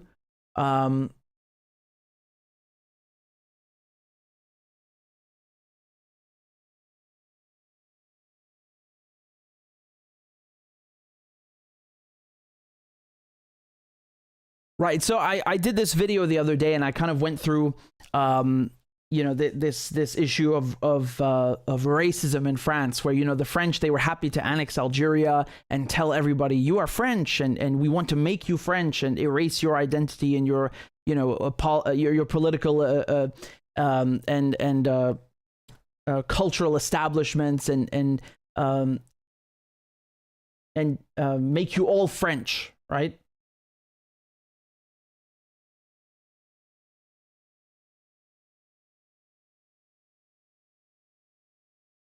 And you know, you have these ignorant statements that oh well, the people who are looting in France and rioting, they must be immigrants, they're migrants, right? And they try to like blame everything on, instead of the police who killed the boy and started the riots. No, it's Muslims and the usual scapegoats, right? And keep in mind, like I said, in France, you know, you're Algerian, you're French. You know, you are Muslim, Christian, Buddhist, doesn't matter, you're French. France spent hundreds of years going around the world, going around this planet and telling people, you are French, we are taking your country and making you French. And now you got a bunch of xenophobes who turn around and say, oh, actually, you're not French. And let me play you this clip from the Minister of Interior about who exactly has been arrested. Just listen. Oui, monsieur le député, il faut aussi ne pas confondre les débats. Moins de 10% des 4000 interpellés étaient étrangers, monsieur le député. 90% étaient français. 40 personnes seulement étaient éligibles à un centre de rétention administratif. La question d'aujourd'hui, c'est... Oh, that is not what they want to hear. 90% of them are French. 90%. I told you before that 60% of people, so of the 4,000 who've been arrested, no criminal record, no priors, and 1/3 of them are under 18. Okay, so yes, as I said, there's a racial divide with the banlieue, with the suburbs, with the ghetto. There's a class divide, but it's not just that, and it's not just colonialism, and it's not just the police brutality and racism. There's also the issue of inflation, of high prices. One of the people who was convicted in court was literally saying, I stole some fruit because I haven't been able to buy any in 2 years because the prices are too high. I mean, this is just one example. It's anecdotal, but you know, this has to be taken into account. And this effort to kind of like just pin it on migrants. There's no such thing as what does that mean, migrants? France, like I said, their identity, you know, for hundreds of years, their method of doing things has been that you don't get to keep your language and your identity and so on. You are French now. You know, whatever you are originally, you're, you know, Algerian, Moroccan, you're black, Arab, you're from some island in the Pacific, you know, from Outre-mer. You know, you're French now. That's it. We don't care about your religion because guess what? France is a secular country. There is no official state religion here. Religion plays no part in politics because for hundreds of years we've been saying we don't want that. But I think this is an amazing revelation from him, right? And of course, you know, there's this ignorant cow over here who then says, well, what do you mean that they're French? Like, are they actually French? What she's trying to say is, are they white? That's what she means. She doesn't have the balls. She doesn't have the cojones and the spine to be direct and straight with people and cut the crap. You know, I wish people like her would cut the crap and get to the point. You're so tough. You're so convinced of what you're saying, and you know, just get to the point. Say it. No. That's what she was asking. And listen to what he told her. Moi, je n'y ai pas vu. J'ai fait une quinzaine de commissariats en 4 jours, la nuit. Right, so he said that in 4 days I visited 15 police stations, lockups. Ce que je fais quand je vais au poste de garde, c'est que je demande la liste des personnes qui sont gardées et qu'est-ce qu'ils ont fait. And he said, I always ask for a list of the inmates, you know, what have they done, why are they in here? Jusqu'à présent, on m'a beaucoup dit que c'était des gens pour violence intrafamiliale. On peut tous faire l'expérience, vous êtes parlementaire, vous y allez quand vous le souhaitez, bien évidemment, c'est la loi de la République. J'ai regardé, et faites-le dans vos commissariats, dans vos brigades de gendarmerie, qui sont ces gens? Oui, il y a des gens qui, apparemment, pourraient être issus d'immigration. Mais il y a eu beaucoup de Kevin et de Matteo, si je peux me permettre. So he said, yes, there are some people who might be, issus de l'immigration. So basically, maybe their parents emigrated to France, or they themselves, or their grandparents. Again, right? Like this is it shouldn't matter in France because you're supposed to be French. But he's basically saying that, yeah, they might be black or Arab, but there are a lot of Kevins and Mateos. His way of saying there are a lot of white people also that are in lockup right now because of the protesting, rioting, etc. I mean, again, it's difficult for me to sit here and try to imagine that most of them have actually done something wrong because, like I told you, the French court system, they give people 15 minutes in front of a judge. You're lucky if you get 30 minutes. You got people going to jail for a year for trivial crap. People get months in prison for cheese and fruit and Red Bull. It's outrageous, But in any case, I'm showing you these videos because I think it's important to kind of debunk the nonsense. You have, for example, this moron here below who's posting some video and saying, "Oh, make France Christian again." When was France Christian? What do you mean? And why are you playing some video of people singing Ave Maria? Who the hell cares? I mean, yeah, I'm Catholic, but I'm not really crazy about the song. And then he puts like hashtag France riots and France has fallen, France on fire. Calm down, man. It's not World War II. Don't get your pants wet, okay? France is a secular country. I probably said it 10 times already. When is it going to get through these people's skulls? They don't even know what they're talking about. They don't even know the country that they're referring to. They literally no clue. Just like blah blah blah.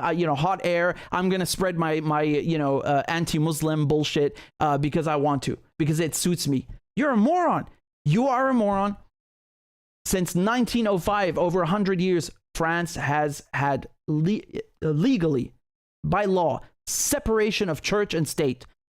France is not a Buddhist country. It's not a Muslim country. It's not a Christian country. It's France. The idea of having this separation of church and state was popularized by, guess who? The Italians? The Moroccans? The Tanzanians? Guess what? No, it's the French. The goddamn French. Okay? Morons. Utter morons. And let me show you this news report here. Listen to this. I'll translate. Et en marge justement des émeutes de ces derniers jours dans la métropole de Lyon, 2 hommes de 33 et 38 ans ont été interpellés à Bron samedi. On l'a appris hier dans un article de nos confrères du Monde. 2 hommes proches de l'ultra-droite lyonnaise. Ils sont soupçonnés d'avoir provoqué une collision entre leur voiture et celle d'un père et de sa fille devant l'hôpital femme-mère-enfant. Le père et sa fille qui n'ont pas été blessés. L'un des hommes arrêtés a déclaré à la police qu'il souhaitait, je cite, se faire des Noirs et des Arabes. You got 2 men in Lyon who were arrested by the police because they purposely rammed their vehicle or tried to cause an accident with another car where you had a father and his 7-year-old daughter, and to blame it on blacks and Arabs. And these are members of the far right in Lyon. This is from today. This is today. And actually, I don't want to spoil too much, but you should go watch Athena, this film that was put out last year. It's an amazing film. It's on Netflix, and it's basically the plot of what's happening right now in France. And you will see also what role the far right plays in kind of exacerbating tensions, shall we put it mildly. I think this is just so ridiculous. It's like they're like proud of it. They're not even trying to like say, well, I don't know, I was just drunk or I couldn't see. And no, it's like we wanted to do this to blame it on Arabs and blacks because we are so racist. We are openly admitting this to you. This was the goal. Jesus Christ. They're proud of themselves. Like they're proud, Wow. Well, I hope that puts the issue to bed. I've gone through this multiple times already. The French mentality, what France is, and unfortunately you're going to see a lot of morons like this person over here, trying to make it seem like, oh my God, migrants have taken over France. Well, once again, the only people who have taken over anything or invaded anything are the French. and the British and the Dutch and the Portuguese and the Belgians, etc. Yeah, you know, France has invaded its fair share of countries in Africa. If you don't want people migrating to France, then don't brainwash them and tell them, oh, France is the best in the world, the white man is the greatest in the world. Don't colonize their country then if you don't want migrants. If you don't want refugees, don't cause and create the refugees. Don't start wars. It's very simple, you know? And again, there's nothing wrong with immigrants in the first place. But if you are so offended by having some brown and black people, why did you colonize their country? Have you paid back all the resources and money and damages that you have stolen and caused in their country? Have there been any reparations? Have you apologized? Macron will not even apologize for the massacres in Algeria. 1.5 million people killed in the 1960s. The 1960s. On a scale of human history, that's this morning. It's not even yesterday's news. It's this morning. Won't apologize. Refuses to apologize. Never mind pay people, you know, compensate them. No, just screw you, you know. And then on top of it, like after brainwashing and ramming this in people's skulls, oh, Europe is the best. France is the best. We are so enlightened. We are the best. They get mad at people for migrating there. Well, why did you break their countries? Why did you rob their countries? Why did you plunder their countries and their resources? Why did you colonize them? Why did you invade them, bomb them? I could go on and on, but I think I've made my point. Okay, guys, so we'll get to Ukraine in a second. Don't go anywhere. I'm just getting something to drink. You can hear my throat is a bit sore. I'll be right back. So you have another terrorist attack in Ukraine. This time it's the Kakhovka Dam. And the first thing the media do is blame the Russians. So let's see why the Russians would do it. They control the dam. They control the region. They need the dam to funnel water to Crimea, which is also under Russian control. They literally have zero motive. There is no motive. You know, the Washington Post in December published an article showing how Ukraine targeted this dam using American missiles, using the HIMARS system. They actually fired a missile at this dam to test if they could flood areas. Sound familiar? This is the same thing that we saw with the Nord Stream pipeline attacks, right? The first thing the press do is let's go and blame Russia. And now, almost a year later, the Washington Post finally admits that Ukraine, not Russia, Ukraine blew up the Nord Stream pipeline. This is something that I, myself, and others have been saying since the very beginning. Anyone with half a brain knew that it was not Russia. Russia would not blow up their own pipeline. But, you know, this was dismissed as a crackpot conspiracy theory that NATO would maybe do this or Ukraine. No, that's Russian propaganda. And another example, the Nazi patches. This week, the New York Times also finally admit that Ukrainian soldiers en masse are wearing Nazi patches to the point that Western journalists have to ask them to hide the patches before they take photos of them. I mean, this is despicable on another level. And then later they claim that these are authentic photos. This is not journalism. This is curated propaganda. So are the New York Times and Washington Post doing propaganda now, right? They're doing Russian disinformation. These people are not doing journalism, all right? You guys are a year late. Only publishing the truth when nobody cares anymore. That's not journalism, okay? They are the ones doing disinformation. They are the ones doing propaganda. And these acts of state terrorism, blowing up pipelines and dams, European leaders say literally absolutely nothing. And all they do is give more money and more weapons. Okay, I'm back. Thank you very much. STUF says, Richard is not afraid to speak the truth. Bravo. Well, I appreciate the kind words, and I think there's some other super chats that I missed. So go on, give me a second to scroll up, and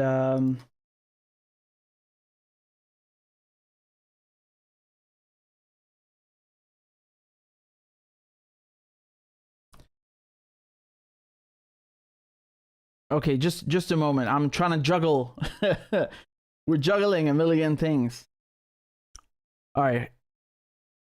You guys are very kind. I appreciate the donations. We've got this is from Hi gamer. Oh, it's from Crazy Puppets. Good to see you. I see some other one. Another one from Crazy Puppet. Says they need to try safe and effective depleted uranium and suicide drones for France police. Not as safe and as effective as depleted uranium, but should accomplish unaccountable killings, which seems to be their goals, anyways. Well, I'm just about to talk about Ukraine, actually. So I'm glad you mentioned it. So thank you. It's good to see you, Crazy Puppet. Here's a super chat from Hoopa. Says, "You look great, homie. Glad to see you still at it. Mashallah. Thank you. I appreciate it." And we've got one from David Falconer. That's a cool emoji, actually. I've never seen that before, or sticker, I should say. Thank you. Sorry, and Chalk, J-Rock Chalk says, "Can someone please invade Canada? Please save us." And they also said, "Glad to be back, a member. Thank you, Richard, for all your content. Can a brother score a crab dance at the break?" First of all, I saw that you just joined, and I appreciate it very much. Do you know that I'm getting copyright strike because of the crab dance? I'm not joking. So actually, I have to find something new, and it's, I mean, I'm heartbroken. This is real. This is real. They're actually, I can't play it anymore. Scandalous, really scandalous. But don't worry, I will not disappoint. You guys know that we can adapt and overcome, so we will. Yeah. See, I see the comments right now. Sean is saying no, and Tasha as well, and Red Pill says that sucks. It does suck. It's horrible. I wish I were making this up, but it's real, bastards. Don't worry, we'll find a way. We'll find a way. So I apologize. I cannot oblige you today, but don't fret. Okay, so let's talk about Ukraine. Let's talk about the nuclear thing, right? The nuclear thing. Where there might be World War III, like in any moment, at a moment's notice. The nuclear thing. Okay, hold on. I've got... Right.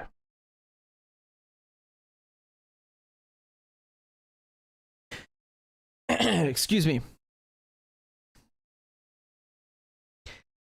So let's talk about Zaporizhia nuclear plant. Okay, so the Russians are saying that Ukraine is going to attack it, and the Ukrainians are saying that Russia is going to attack it. Let me give you the facts, okay, and then I will give you my opinion at the end, and I think you might have a good idea, pretty good idea of what I'm going to say. But to start with, it's definitely the Ukrainians and NATO who are hyping this up the most, who are really making the most noise about this issue and blaming Russia in advance. Here's Zelensky warning earlier today about this. Зараз від нашої розвідки ми маємо інформацію про те, що на даху кількох енергоблоків Запорізької атомної станції російські військові розмістили предмети, схожі на вибухівку. Можливо, щоб імітувати удар по станції, можливо, у них якісь інші сценарії, але в будь-якому випадку світ бачить і не може не бачити, що єдиним джерелом небезпеки для Запорізької атомної станції є саме Росія і ніхто інший. На жаль, не було вчасної і масштабної реакції на теракт проти Каховської гідроелектростанції. Це може надихати Кремль на нове зло. Зупинити його – це обов'язок усіх в світі, і ніхто не може залишитись осторонь. Бо радіація нікого не залишає осторонь. Зараз від нас... Okay, so that's what he said. Just to give you an idea where this nuclear power plant is, okay? It's here, okay? So it's the largest in Europe, not just in Ukraine. It's the largest nuclear power plant in Europe, okay? Now, to give you the layout, it has 6 cores, okay? By the way, the Ukrainian, the utility company, right? The state company that runs this is called Energoatom. That's the Ukrainian one. In any case, they have 6 cores in this nuclear facility in the plant.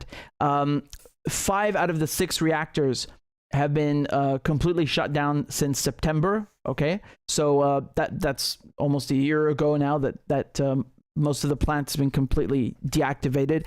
Now they've only kept so that's in cold shutdown, they call it. There's only one reactor reactor 5 or unit number 5, which is in hot state, okay, or hot shutdown. And the reason for that is basically that they can bring it back up faster, and it's kept in hot shutdown so that it can supply energy to the rest of the plant. Now, you guys remember that about a month ago, the dam collapsed, right?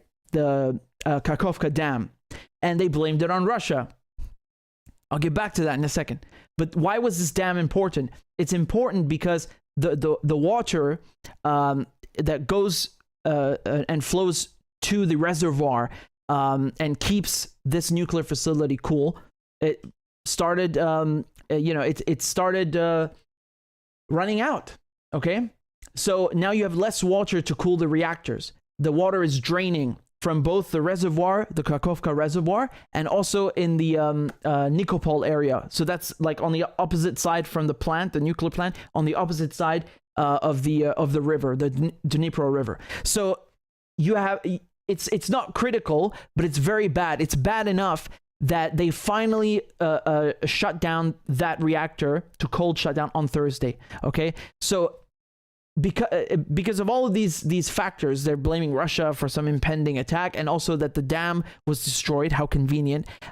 Now, it's become so bad, they've put these control rods, they've reinserted them basically to in the reactor core to stop the nuclear fission reaction and to stop any heat and pressure being generated, okay, because they're unable to control this thing.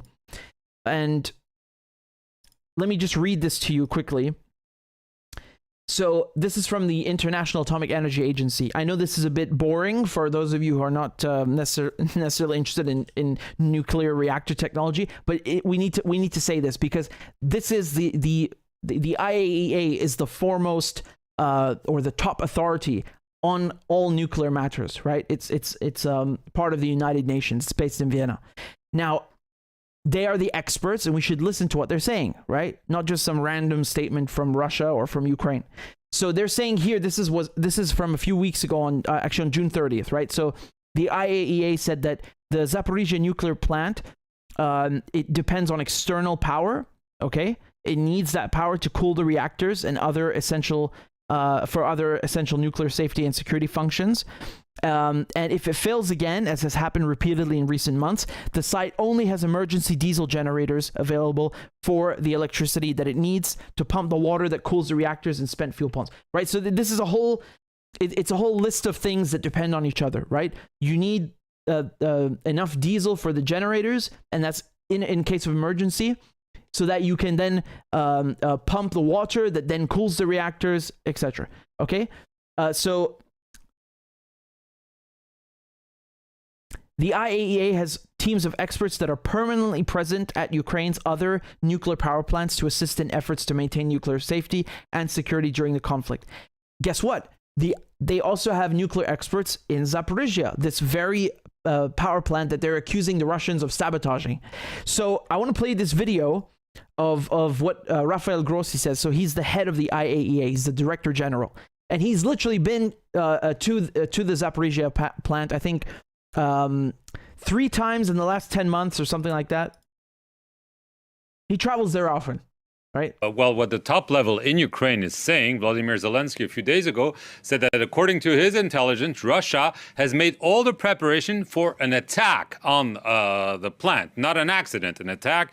His chief of military intelligence said that preparations are being done. Russian troops have moved vehicles charged with explosives into the plant. They've mined the cooling pond. You have a team on the ground. Is this what they're witnessing?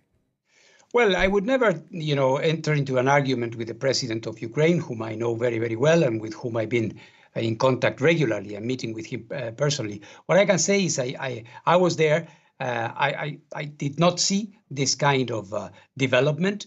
Our teams are there and they are reporting every day what's happening. I'm not privy to this intelligence report that you are referring to. Right. So you don't think that there will be a Russian attack on the plant? It's not what you're seeing. What I'm saying is that we don't see what you just said.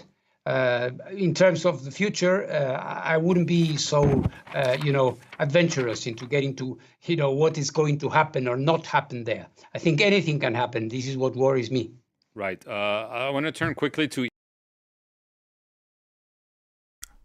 I don't know, man, but I'll take his word any day over both Russia and Ukraine, because he actually knows what he's talking about. It's his mandate to take care of these things.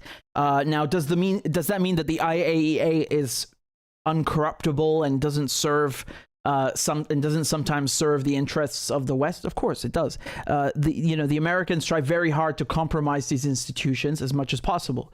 And I'm not talking about Rafael Grossi's integrity. I'm talking about institutions like OPCW, like IAEA, because that's just how politics works. But you need to understand that the same day, like literally as Zelensky's pointing the finger at the Russians, they have scientists on the ground that they don't belong to Russia, they don't belong to Ukraine, they belong to the IAEA. They're the experts. There's nothing there. And you still have this mania, like every goddamn outlet, I swear to God, go look it up. Guardian, ITV, BBC, CNN, Fox, every single goddamn one. And in German and French, the same thing. All of them hyping up this myth, this attack, impending attack by Russia.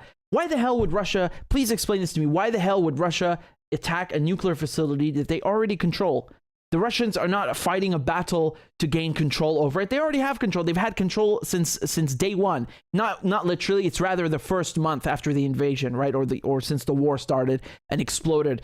They've assumed control after a month.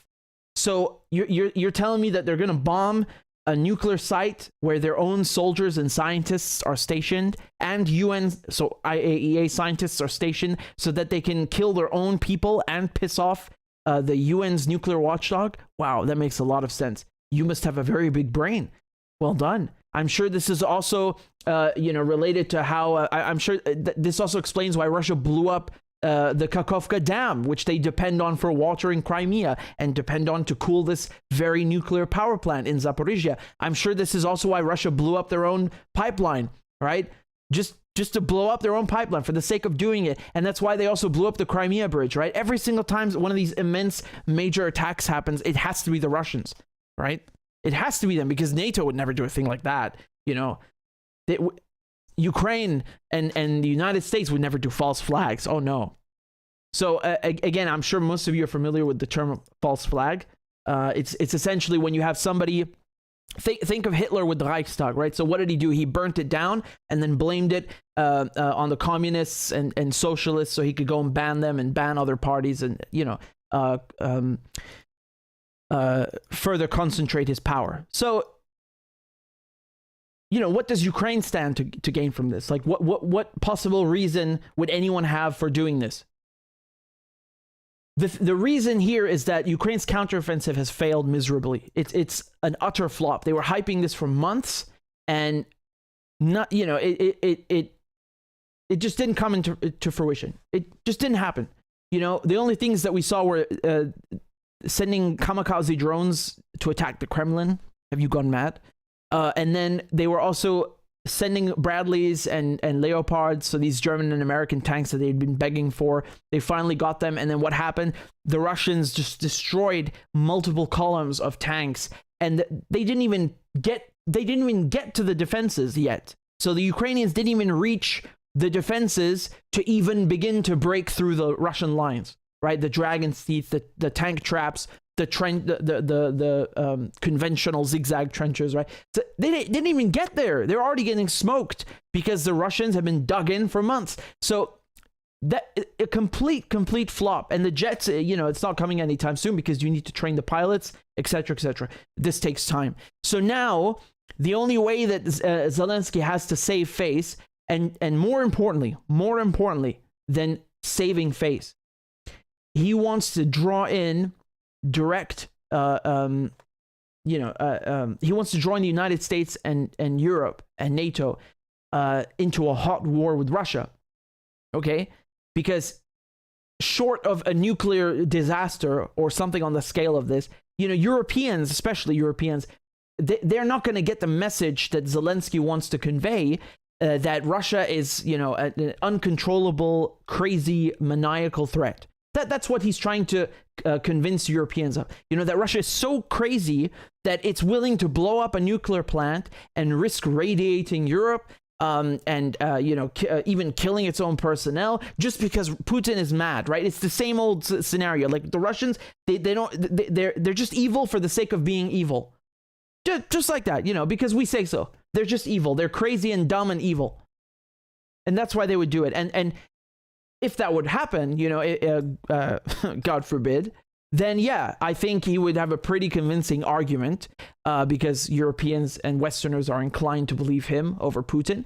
He would have a pretty convincing argument, if it were a false flag, to draw in NATO support, or shall we say troop deployments. It's not like Ukraine isn't already getting NATO support. It is, but not to the degree that he would like, because this war is just dragging on. Now, that doesn't mean that the Russians are necessarily, making enormous strides here and just, blazing off to victory and so on. No, but they certainly have the upper hand in terms of this counteroffensive and in control of the nuclear plant.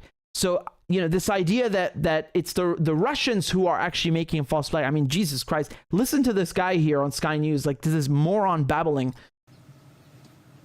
Well, Kate, you have to feel for the Ukrainians to get inside their minds, really. Imagine the Russians taking control of one of our nuclear power stations at the beginning of this war, and then showing no compunction at all about blowing things up like a dam, causing a huge amount of devastation, flooding tens of thousands of homes, and then being told by your president last night that their intelligence, their military intelligence, believes they've seen things that look like explosives being put on the roofs of the reactors, some of the reactors of that power plant, after a week where the Ukrainians have been saying that they believe the power plant has been mined. But actually what's been more worrying, I think, for the Ukrainians has been what the Russians have been saying, which in the last few days they've been accusing the Ukrainians of planning to attack the plant themselves and carry out a dirty bomb incident. The reason that's worrying for the Ukrainians is that when the Russians warn the Ukrainians about to do something, it's often a sign they are about to do it themselves, which they did with the dam. They said the Ukrainians were about to attack the dam, and then most Western intelligence agencies believe they then blew it up themselves. So it is... Come again? What did you say? Most Western intelligence agencies believe that the Russians blew it up themselves. Okay? What is their opinion and report worth? Nothing. Jack. Why would you believe a single word that comes out of a Western intelligence agency? Are you dumb or something? Is something wrong with you? He doesn't even know that whether the Russians did it or not. He's just like taking, whatever Western intelligence agencies say as gospel, right? This is the mentality that we're dealing with in mainstream media, that whatever CIA says, it's the truth. It has to be the truth. He doesn't even bother questioning it. He just he uses it as fact. Well, the CIA said it, so, obviously the Russians blew up their own fucking dam. This is the level of intellect we are dealing with. I mean, they're not exactly competition. It's just depressing, that this is considered mainstream media. I mean, Jesus Christ. How humiliating. How humiliating. I mean, I don't know what people are going to do. Can you imagine some human in the future digging up, some archaeologists digging up this shit and saying, man, you people were really dumb back then in 2023. Like, you were really dumb. What? No, we're not. It's just these particular people in mainstream media make us look dumb and make us look bad. I think most people are very switched on, but they don't want you to know that. They don't want you to think that. I mean, it's so funny. It's like he's not only saying, well, Russia are going to blow it up. He's saying the Russians have a history of false flags. Really? Like what? Give me one example besides the Western intelligence agencies claiming they blew up the Kakhovka Dam. Give me another example, a real one, like actually something you can actually prove. What?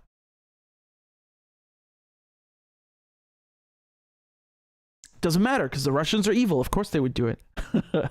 Remember, I when I was covering this dam, the Nova Kakhovka Dam being blown up, what did I tell you? I told you this doesn't make sense because the Russians in Crimea depend on this water flowing to them correctly. Do you understand? They need things and the channels to be routed and controlled properly. Otherwise, you will have flooding, and then the water will not enough water will reach Crimea.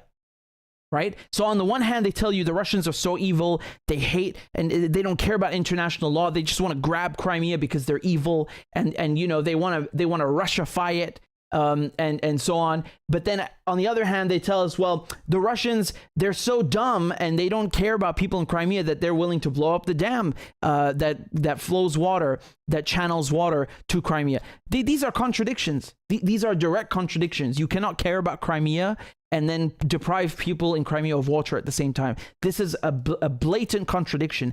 How on earth do these people have jobs? It's like they fail upwards. You know, the more shit they talk, the bigger they get. Jesus. So no, I do not take this example seriously. This is a farce of a farce. And they were doing this with Nord Stream already. To this day, they're still trying to perpetuate this myth that the Russians blew up a pipeline they spent billions building, when actually they had, once again, this contradiction. Like, Russia is weaponizing gas. They've turned off the gas. They've turned the valves and cut Europe off from Russian gas. And then the Russians also blew up the pipeline. Well, why would they blow it up if they already turned off the gas? What's the point? For good measure? Who goes and does that? They publicly, openly stopped gas flowing to Europe because of sanctions. I know the Russians, they cooked up a story back then. The Russians were saying, oh, we have to repair it. That's bullshit. They were, of course, the pipelines need maintenance, but that was not the issue. The issue were sanctions. The Russians were telling Europeans, if you want gas to continue, you have to lift the sanctions. You've been sanctioning us for 6 months. You've stolen billions. This is outrageous. So that was the issue. But the point still stands, you know. Excuse me. The point still stands. And this continued mania of, we're going to accuse the Russians just because they are crazy. I'm sorry. This is nonsense. So I just want to show you some, these are, again, not definitive, but just some of the opinions, right? So this is from some, Ukrainian tourism site. They're saying that the exclusion zone will reach 30,000 square kilometers if there's an incident at Zaporizhia, and that the radioactive contamination will spread over an area about 2 million square kilometers, meaning the entire European population will be affected. And then down here, interestingly enough, they say no one will be immune to the consequences of Russian terror, not even Moscow itself. Wow. So again, Putin is going to give himself cancer and radiation sickness just because he wants to have radiation sickness. That makes a ton of sense. Well done. I applaud you on your level of intellect and reflection. This is truly staggering.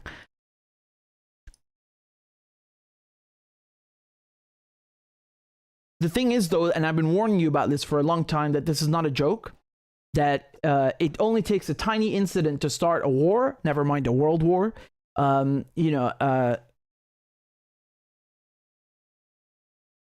Here the Russians, you can see them deploying vehicles where basically these are to screen people, test them, treat them, wash them down, if they have been contaminated with radiation, or if they're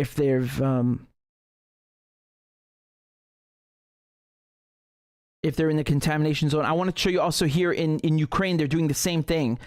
You can see here, this is in and around Zaporizhia. So there are 4 towns, right? And in all of these towns, they're already preparing people. They've been doing this for quite a while, actually. This is before the recent or latest hype that Russia's going to destroy the Zaporizhia plant. So they've been preparing for this for months. And I find this tragic. I find this sad because you can clearly see that there is an institution, there is a body called the IAEA, where they have experts, people who are perfectly competent and smart, and are willing and have gone and done the work, and they will make sure everything is fine. They are willing to do their best to keep everything fine at the plant. The Russians are letting them in and giving them access to everything they need, right?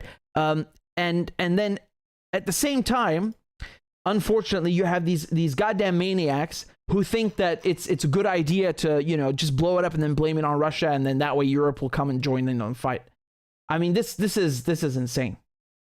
This is madness. You are really literally playing with fire. And incidentally, I was reading another speech from Grossi, from the Director General. He said the same thing, the same words. You are playing with fire, you know, by threatening or he didn't say this to the Ukrainians. He just said in general that you know, bombing a nuclear facility is playing with fire.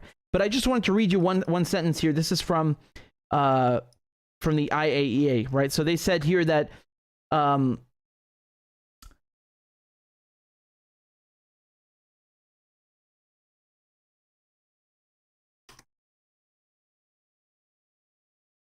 the IAEA experts have also been conducting regular walkdowns across the 6 reactor units and other areas around the site. Access to further areas is still expected, including parts of the turbine halls and some parts of the cooling system. So Grossi said this on 15th of June when he visited it. So that's less than a month ago. He said there are no mines observed, and that was his 3rd visit in less than 10 months. So that's a few weeks ago. He's saying there are no mines. Russia has not placed any mines. And now again today he's saying the exact same thing. And as I said, they have people stationed there whose job it is to make sure everything goes smoothly. Let me show you another thing here. This is from The Guardian. They said after talking to experts, these experts told them that while their reactors would be difficult to damage, the small cooling pond is vulnerable to an explosion, which could cause partial nuclear meltdown comparable to the 1979 Three Mile Island accident in the US. Okay, and that one of the former senior engineers, said that in this specific scenario, most radiation would be contained, but if the ventilation channels are open, radiation could be released. So this brings into play the question of Ukrainian grain. Okay, you know, you would have, I mean, I can bet you a big chunk of the grain would just be chucked out. You know, you'd have a lot of animal life that and you know, the environment that would suffer from this, in addition to the civilian population, of course. But the grain supply, which is you know, very important to other countries in addition to Ukraine, is also going to be impacted by this. You know, just forget contamination, just the security precautions, the screening. I mean, all of this stuff, man, it's gonna be a nightmare. It's gonna be a nightmare, and it's just the beginning. You know, it's just the beginning. They're really playing with fire on this one. And you know, I wanted to highlight that the Israelis, they have attacked many Iranian nuclear sites. Okay, so they're not the exact same thing as what we're talking about here. Okay, so you know, there's a difference, of course, between a civilian nuclear program and a nuclear weapons program. You need the first to, or rather the former to get the latter. But Iran only has a civilian nuclear program, and it has a right to have that under the NPT, right? So the Nuclear Non-Proliferation Treaty, which they have signed. Israel has not. But I just want to kind of show you this hypocrisy, because Iran abides by the law. Iran respects its obligations and responsibilities and treaties. Iran allows the inspectors from the IAEA, the same institution, to just, you know, comb through wherever they please. They have the right to go anywhere they want, visit any facility they want. They have cameras running 24/7. They have special seals. Everything is so tightly monitored and you know, verified and subjected to a strict regime.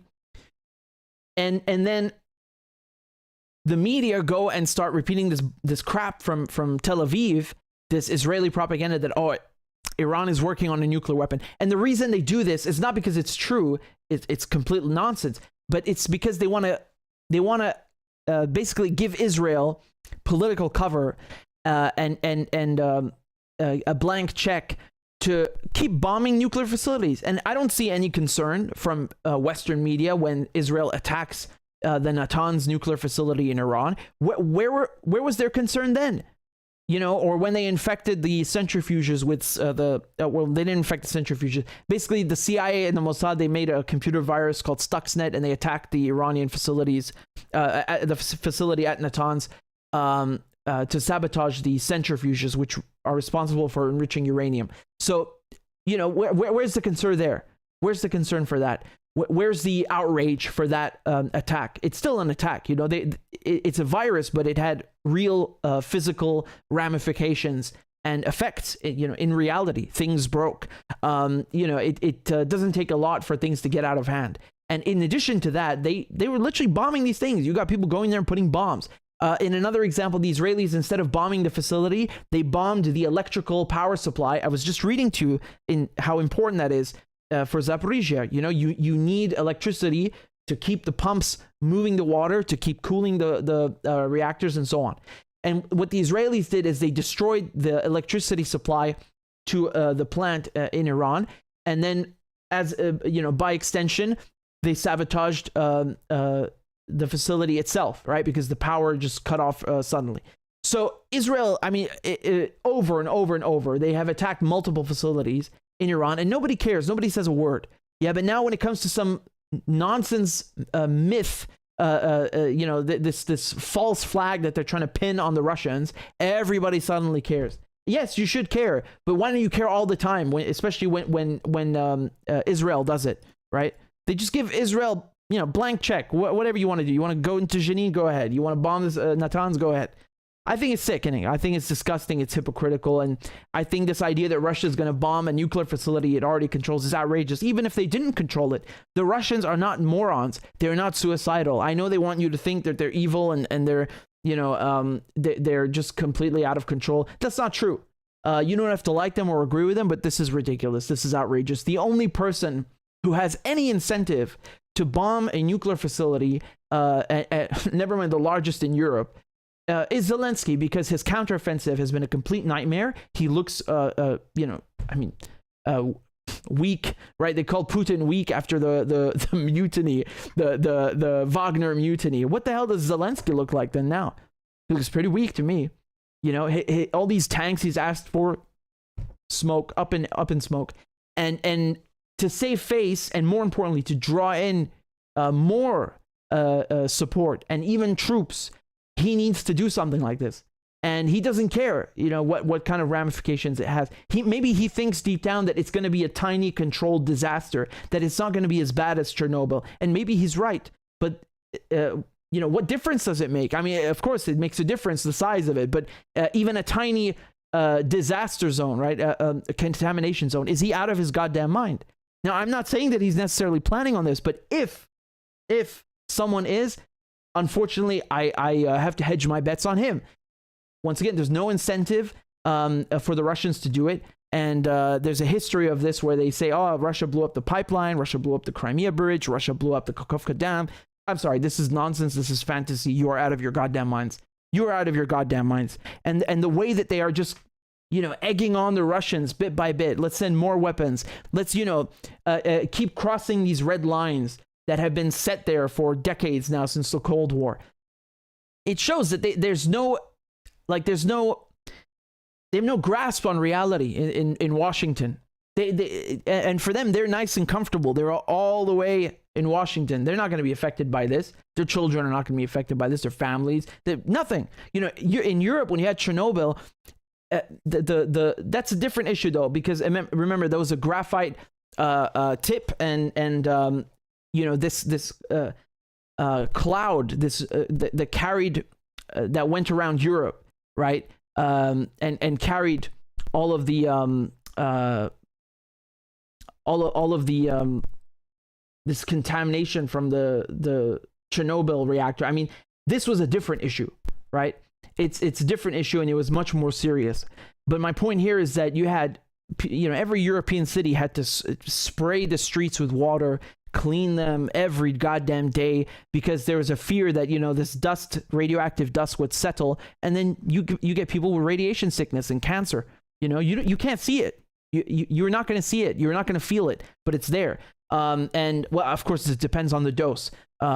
You know, of course, if you're very close, you get a big dose of gamma rays and radiation, you are gone, and you could be gone in a few days, you know? So obviously, if you're further away in Western Europe, it's going to impact you a bit less, but it's risky nonetheless. So if he has any, you know, smart ideas and thinks he can control this, I think he's out of his mind. But again, I'm not going to start, you know, doing this thing. Oh my God, he's crazy. We are just analyzing the facts, and you know, the conclusion here is that only one party in this conflict has any incentive, even remotely, to do this, and it's not the Russians. Period.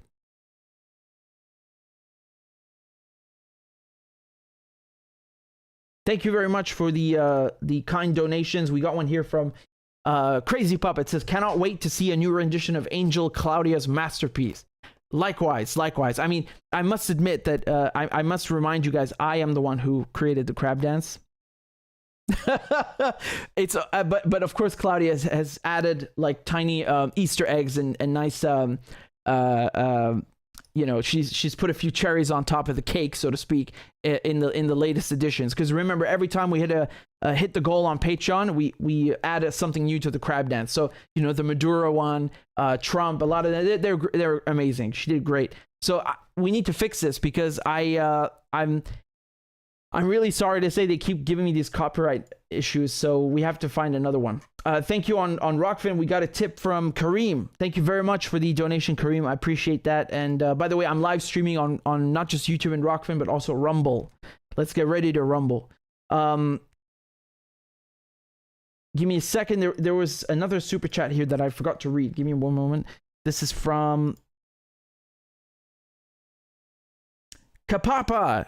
Kapapa is back. It says NATO summit in Vilnius to expedite World War III. Oh God. I mean, remember, this is just one way of like starting a world war. There are many others, which really concerns me.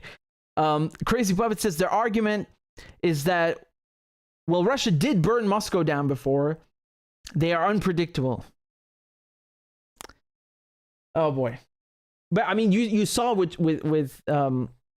you know, with how much conviction the gentleman from Sky News was reporting on, you know, it's crazy. It's really crazy. I'm really sorry. It's just, you know, maybe, again, you don't have to like the Russians. We are talking logic here, sense, common sense. They have no reason to do this. What could they possibly gain? What do they gain from this? Like, okay, let's say they make the Ukrainians look like they did it. And then what? What are they going to do? What? Like, he doesn't even go beyond that. He's, you know, I really need to underscore this point. Zelensky's statement does not mean anything, especially when the Director General himself of the International Atomic Energy Agency, this is his job. He is saying he literally went there, and he has experts who give him daily reports who are in the plant in Zaporizhia, and there are no mines there. There is zero evidence whatsoever that Russia is, you know, has put explosives or anything. You know, nothing. There's zero. You need to remember that with Iran, this is the same thing. You had the IAEA saying that Iran is abiding by its agreement, you know, but by its obligations, verification, and checks, you know, under the nuclear deal, so the Iran nuclear deal. Iran was doing everything. They said this multiple times, the IAEA. Like I said, they got cameras, they have inspectors going in and out all the time, you know, they get to look at anything they want, they can see everything 24/7. And then the United States pulls out of the deal and says, oh, well, you know, this wasn't a good enough deal, or Iran is actually building a nuclear weapons program. No, it's not. It's not building a nuclear weapons program. You know why? Because the nuclear experts are literally there and can see everything, and there's no weapons program. If they were building one, let me try and put this another way. If there was one country on Earth where you could be sure they don't have a nuclear weapons program, it's probably Iran. Because no country has as much surveillance and verification as Iran does. Okay, no one is under such scrutiny. I mean, compare that with Israel, who we know already has nuclear weapons. So I don't really know what the point would be at the right now. It's too late.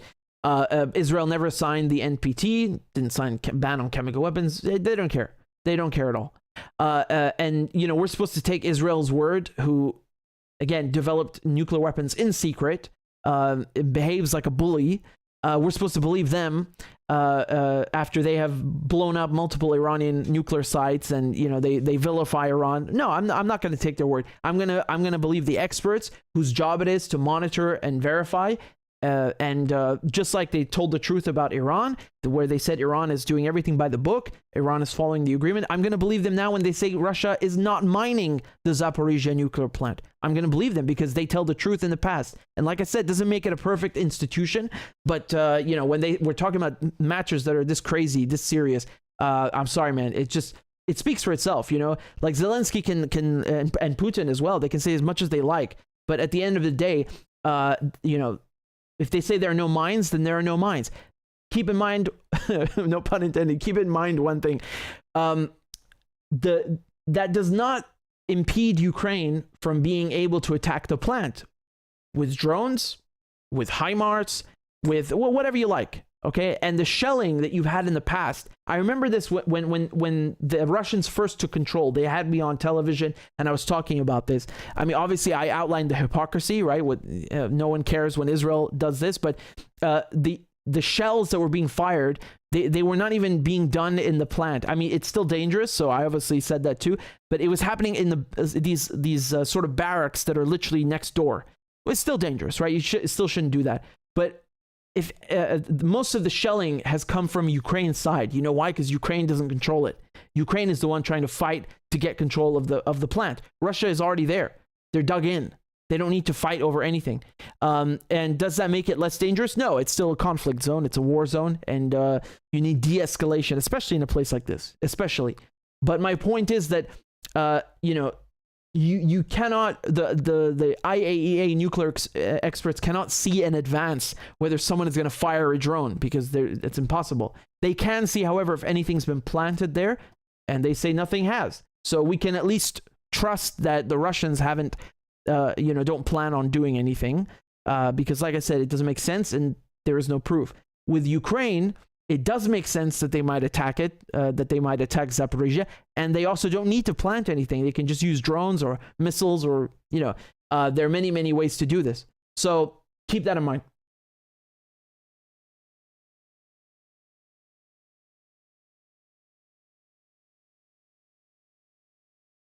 Thank you very much, Marvin.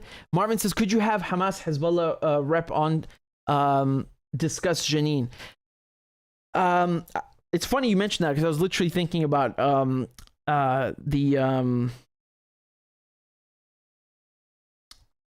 basically the what's his name again? I interviewed him once. Dang it, I can't remember. Sorry, I'm blanking on his name now, but he used to be the Palestinian health minister, and he's in Hamas. And yeah, I should have him on again, actually. You're right. And Kapapa, thank you for the super chat. Thank you, Marvin. Thank you, Crazy Puppet. Thank you, ABZ4919. They said, don't forget to hit the like button to support our man's work. Thank you very much. Crazy Puppet said, herpes dance. Ha, that's a good one.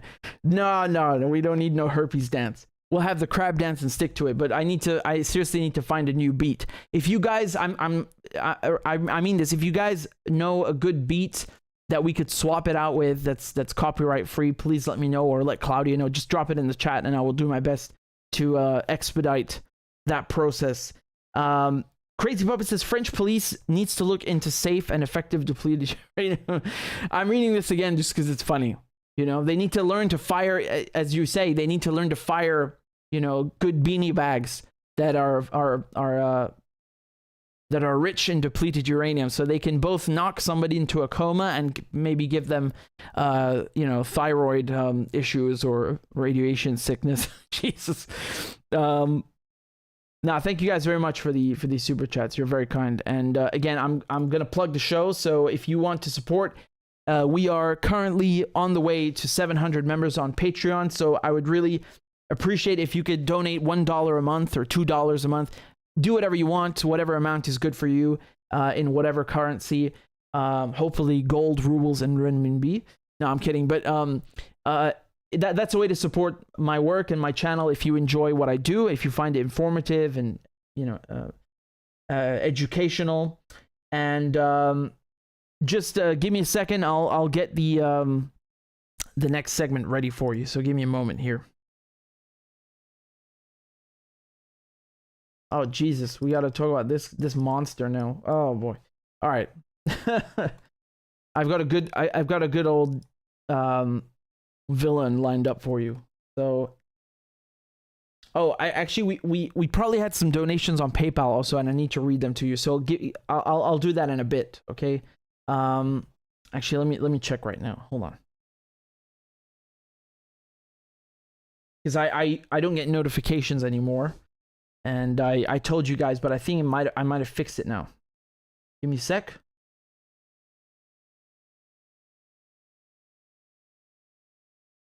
Can you guys guess which villain I'm gonna introduce you to in a bit, or who I'm gonna talk about in a second? You might have heard. I'll give you a hint.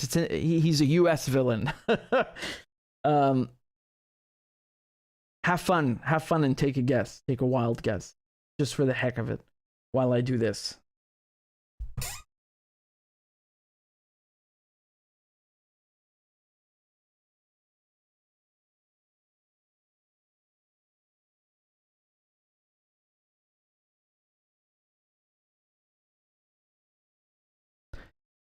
Let me see what you guys have come up with. Joe Biden, Kissinger, Soros, Trump, Graham, Abrams, Blinken, Tate. One of you has gotten it right. One of you has guessed correctly.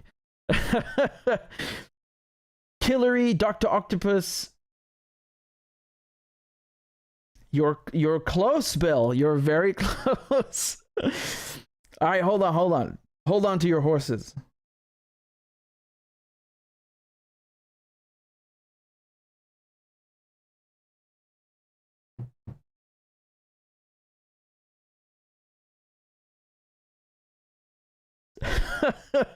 Man, you guys are wild.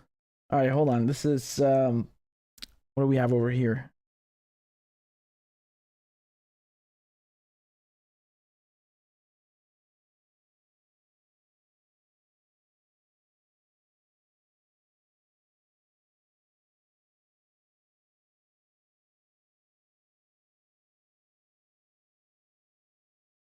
Raymond says Newland is busy in the Pacific region. Well, it's not her. It's not her, unfortunately. Yeah, Bill, you got it. Bill got it. Mahmoud got it. You guys are right. Okay, so I'm trying to get into PayPal. It's being so slow, barely working. I don't know. Well, let's just wait for it, because I wanted to see if anybody sent any questions or comments, and obviously I'd like to read them out, and thank you. Okay. Are we all ready? Are we nice and settled in? Oh, there we go. We got one donation on PayPal from Paul. Thank you very much, Paul. It says, appreciate your work, man. Keep it up. Thank you. Thank you. You're very kind. And I'll if anybody else sends them, I can see them now. So just so you know that it works. In any case, let's go. Okay. So let us revive a classic swamp creature from Washington. His name is, take a guess, drum roll please, Mr. Elliot Abrams. a true neoconservative, right? A true believer of the neoconservative faith. So I thought, now that Biden has nominated him, that we could we could go through some of his best hits. Okay, I think that that's important, right? And just so you know, Biden has nominated Elliot Abrams to serve as United States Advisory Commission on Public Diplomacy, right? But Elliot Abrams, he's had a long career as a swamp creature. Okay, so like I said, let's go through his best hits. He served in 3 Republican administrations. He was Assistant Secretary of State in the Reagan administration. He was Donald Trump's special envoy to Iran and Venezuela. His job was basically to coup Maduro and make life hell for people in Iran.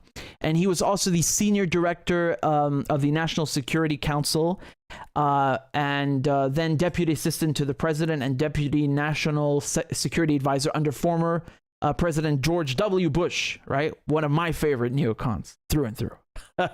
So let's take a look at his best hits. What has this guy been up to? I think one of the most famous scandals that you might be familiar with is the Contra Iran Contra scandal, right? So basically what he was doing is selling weapons to Iran, which was sanctioned at the time and illegal, and then using the proceeds of that money of those sales to finance and fund the death squads in Nicaragua, the Contras, which were used to do pretty much what he was doing in El Salvador and Guatemala and everywhere else in Latin America, meaning what? Killing children, killing nuns, killing priests, killing civilians, raping people, everything, every bad thing that you can think of. That is what Elliot Abrams was helping to finance in Latin America and Central America. Okay, so basically, this is 1981. Sorry, I was going to get to the 1981 massacre in a second. I'm getting his crimes all mixed up. No, in 1991. He entered a guilty plea because he lied about this Iran-Contra affair. Okay, so I think he got 2 misdemeanor counts and 2 years probation and 100 hours community service. And then George Bush later pardoned him. So, I mean, it's like, it's a joke, right? So he lied to Congress. He lied to Congress about this. Like, he just, gets up and swears and he just lies to them and he gets caught. But being a neoconservative and a swamp creature, he kind of just fails upwards. People just keep employing him and giving him these roles to go screw with other countries because that's what he does best. And the fact that Biden has nominated him, I was going to rant about this towards the end, but the fact that Biden has nominated him, aren't they just beautiful? Do you see how Trump and Biden, they hold hands and do the same crap, right? There's no difference between these two. I told you this before. I'm telling you again. No difference whatsoever. It's so typical. Of course, Joe Biden was going to nominate Elliot Abrams. What do you think? He's different from Donald Trump or George Bush? They're the same crap, these people. They're all neoconservatives. They're swamp creatures. All of them. Donald Trump, Joe, I don't get, there's no difference between these people. None. Especially when it comes to foreign policy. Especially. I mean, this is more like wreaking havoc and evil than foreign policy, but you get the idea. So basically, what he would do, Mr. Abrams, he would basically get the Contras weapons and then, masqueraded as humanitarian aid. And it's interesting because when Trump employed him, they were saying Maduro is evil because he refuses to allow humanitarian aid to come into Venezuela from the United States. Well, guess why? Because the same guy that you've appointed as special envoy to Iran and Venezuela was bringing in humanitarian aid, quote unquote, and it was just weapons. So yeah, obviously anyone with half a brain is not going to accept any form of aid that you claim is aid, period, especially when that guy's in charge. How can you attack Maduro for this? Have some shame, man. So here's another one of his greatest hits. In 1982, he's giving the Senate testimony, and he tries to kind of downplay this massacre that's taken place in El Mozote, right? So this is in El Salvador, and it's like, I think to this date, it's probably the biggest massacre you know, in Latin America to this date. And when I say that, I mean like, you know, in one fell swoop, I think they killed 1,000 people. And these are, again, U.S. trained and U.S. equipped death squads operating in El Salvador. And they did this in December 1981. Okay. And this came out in the Washington Post and the New York Times just a month later, something, you know, and he was set to testify about the progress that he was making with these countries, right? Like his excuse was that, well, yeah, we know they're brutal, but I'm helping them make progress on human rights. And it's not true. This massacre is not true. It's not possible because there aren't even 1,000 people who live in this area. It was actually multiple areas. You know, he was playing with words, being the lawyer that he is. He's playing with words and trying to be clever and trying to downplay what happened. It's a massacre. I mean, like, I can't even read to you what happened because it's so brutal.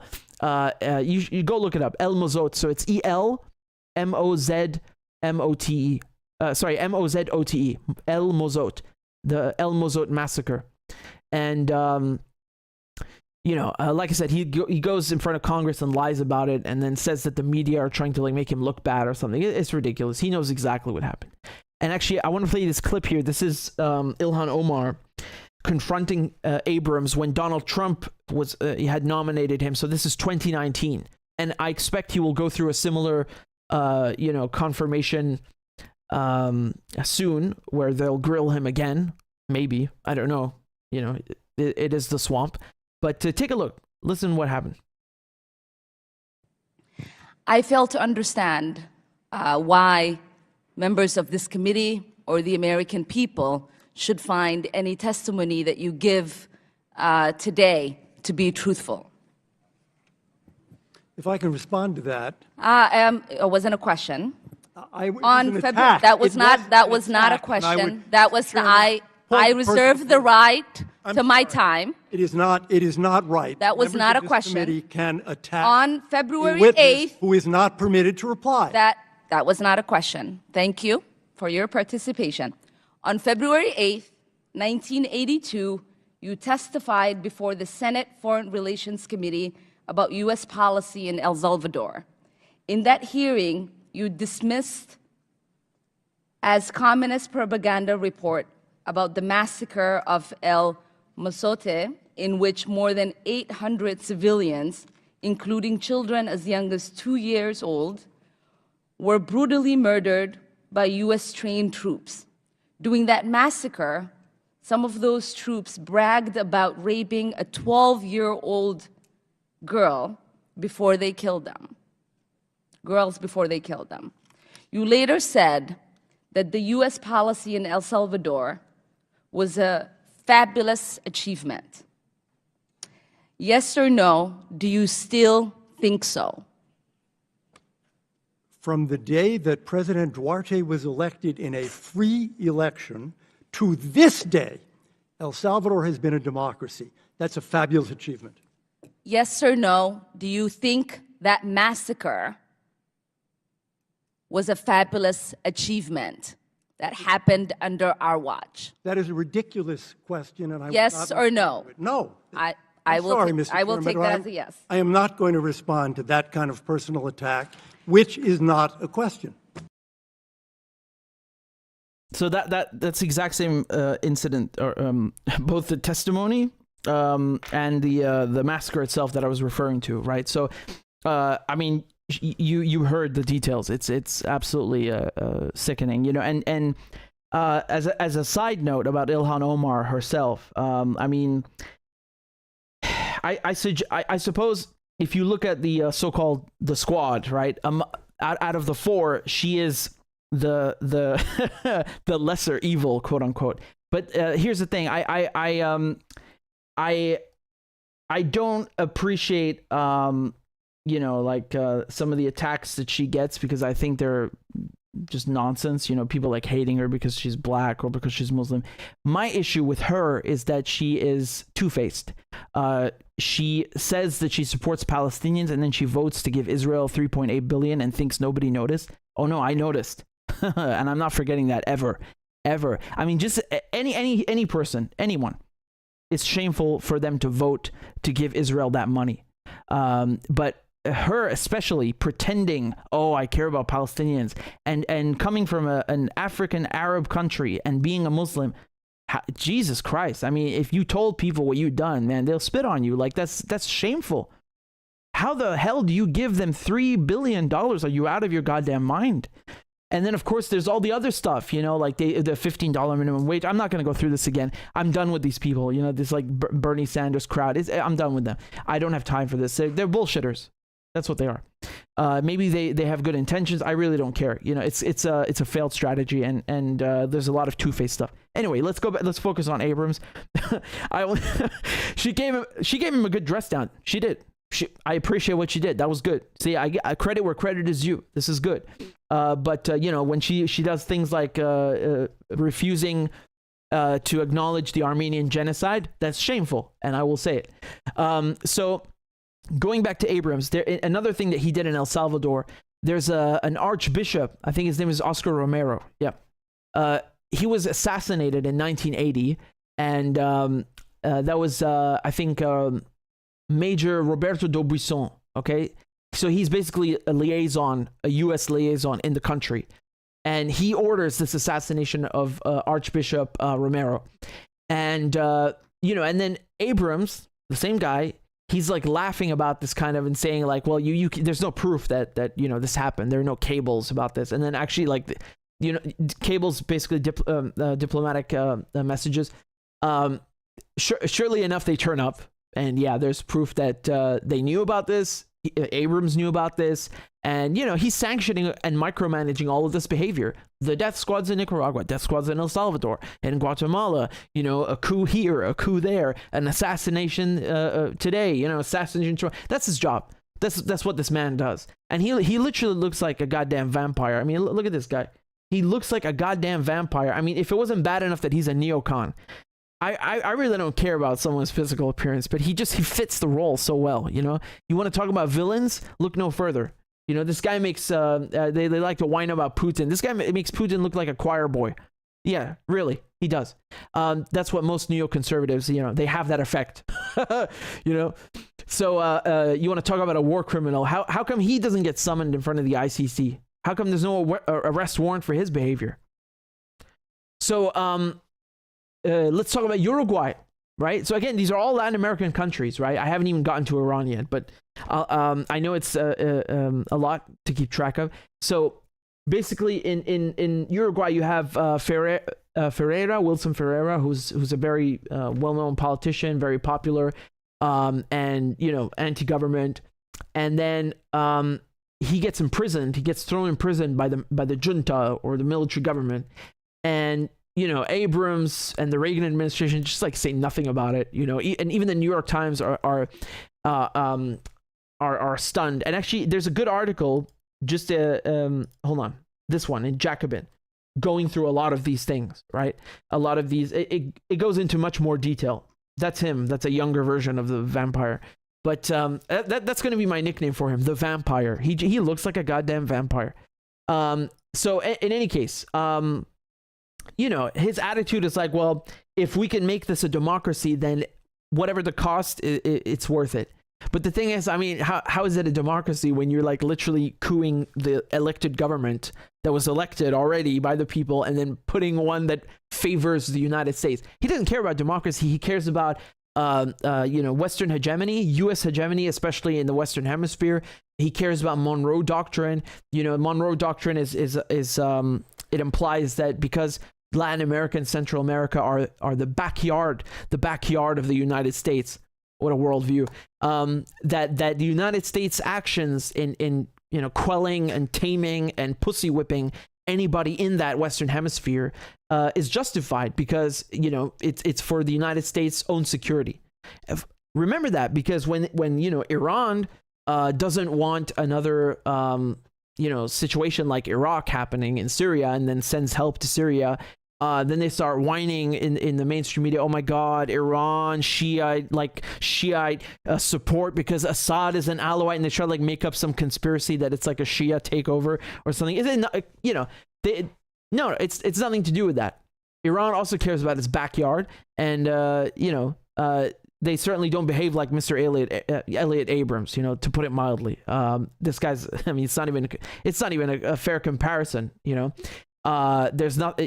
there's nothing to compare. But you understand my point here about the Monroe Doctrine.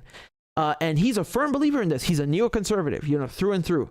And the worldview that he has is just like George Bush. It's like Colin Powell. It's like Condoleezza Rice. It's, Dick Cheney. It's the other Bush, the father, Reagan. It's like America is a force for good. And even if America has to nuke the fucking planet, America has the right to do so because America represents good. What the hell does that even mean? I mean, at this point, you just look at the history since 1945, the amount of evil that has been done by people like Mr. Abrams, it's so much, it outweighs any potential good intentions that they initially had. And that's if you even believe that they have good intentions, which they don't. They don't have whatsoever. These guys are imperialists. Okay, that's it. Period. You don't have to complicate things. These guys are they're power hungry and they're imperialists, and they are taking advantage of the military, the hard power that they have, the soft power to dominate everybody. It's not enough. They're separated by two oceans and completely secure. No. Let's go screw with everybody. So, in 2002, they tried to coup Chavez. So, in Venezuela, and of course, Mr. Abrams over here, he okayed this. And then, if we look at Palestine, right? Because up until now, I've only been talking about Latin America, but he's definitely been active in the Middle East. In Palestine, you have to understand something, that in 2006, you had elections in Gaza. Remember, I was showing you the map that the brilliant Israeli plan and European plan is to like carve up Palestine into mini chunks, so that it's not even, calling it a country is not even viable anymore. And Gaza is, a chunk that's on the Mediterranean, right? And so it's besieged now, and since 2006, and basically they were so shocked that Hamas won the 2006 elections, and Fatah, which is the Palestinian Authority, Mahmoud Abbas, in the West Bank, they lost. The PA, you see, and they're easier to control, right? You can look at them as a kind of outsourcing of the occupation. And just to give you an example, today, when people were holding funerals after what the Israelis did in Jenin, there are people from the PA who showed up from the Palestinian Authority, and they were just like kicked out. People kicked them out because they don't do anything to stand up to Israel. On the contrary, they actually help the Israelis to keep the Palestinians in line, and so no one respects them. But in any case, going back to the thing here, basically, Abrams was doing Middle East policy for Bush, and because he could not accept the fact that Hamas won the elections fair and square, he tried to cause a civil war, or fan the flames of strife and war between Hamas and Fatah. Okay, and and then when that didn't work out, because they were torturing people, and it was really outrageous. But in the end, his opinion is that, well, it was a coup. There's no coup. Hillary Clinton, by the way, she also thought that if you have elections in Gaza, that's a way to cement Fatah rulership, and then by extension Israeli control, right? Because it's tame. It's not out of control like Hamas. Hamas are like, screw you. You're getting out of our country, whether you like it or not. Whether we all die together, you're getting out of our country. That's Hamas. And obviously Hillary Clinton, Mr. Abrams over here, they're all neocons, so they cannot accept the idea of Hamas because they're also Zionists, right? They want to support Israel. And so she thought she's being clever. He thought he's being clever. Turns out, no, you are not as smart as you think you are.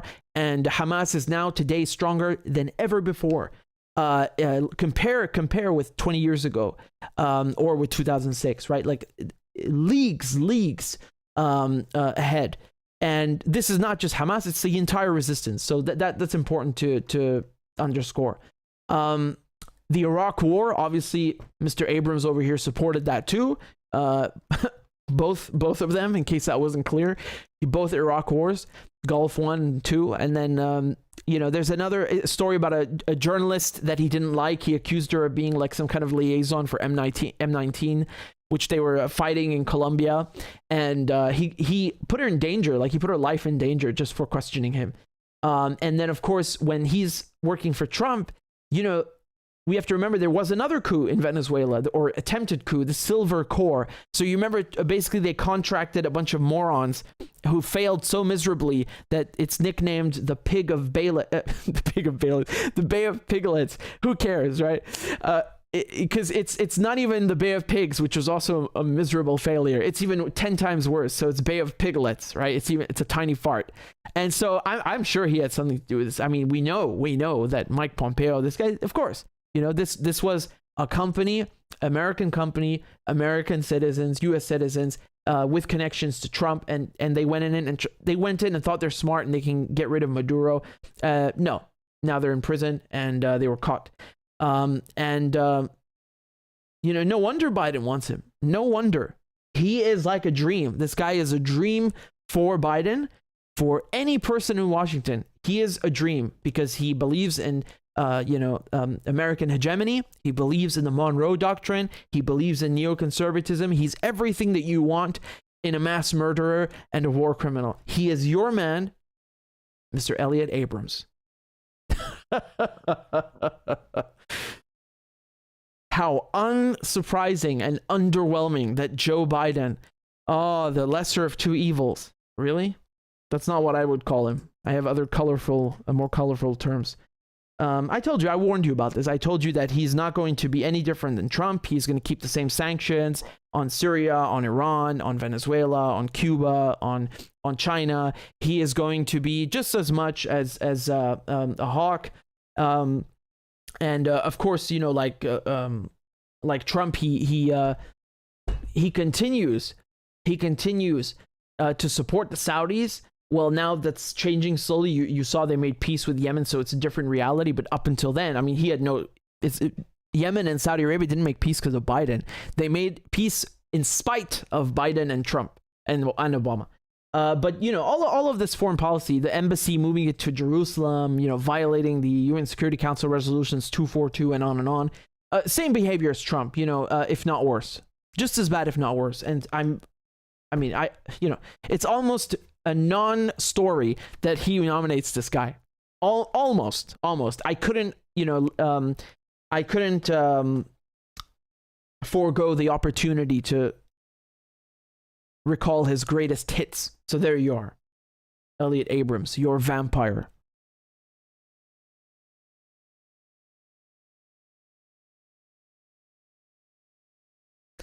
So here, let's talk about more international politics. So let me show you something that's crazy and really good. Here, the Iranians, they're officially full members now of the Shanghai Cooperation Organization. They officially acceded yesterday, and look at the Zoom call. That's quite the Zoom call, I must admit. You got Xi Jinping over here. You got where's Putin? He's not in this frame. I don't see him in this frame. But you got Iran over there, Lukashenko, and then underneath him, Raisi, Modi. Wow, that's quite the Zoom call, I must say. So they had this basically online session, and let's talk about why Iran's membership is so important and why the SCO itself is so important. Okay, so just to recap and kind of jog your memories, this is the Shanghai Cooperation Organization. Obviously, now we should take Iran from this observer status box and drop it into the member states. So now they're 9.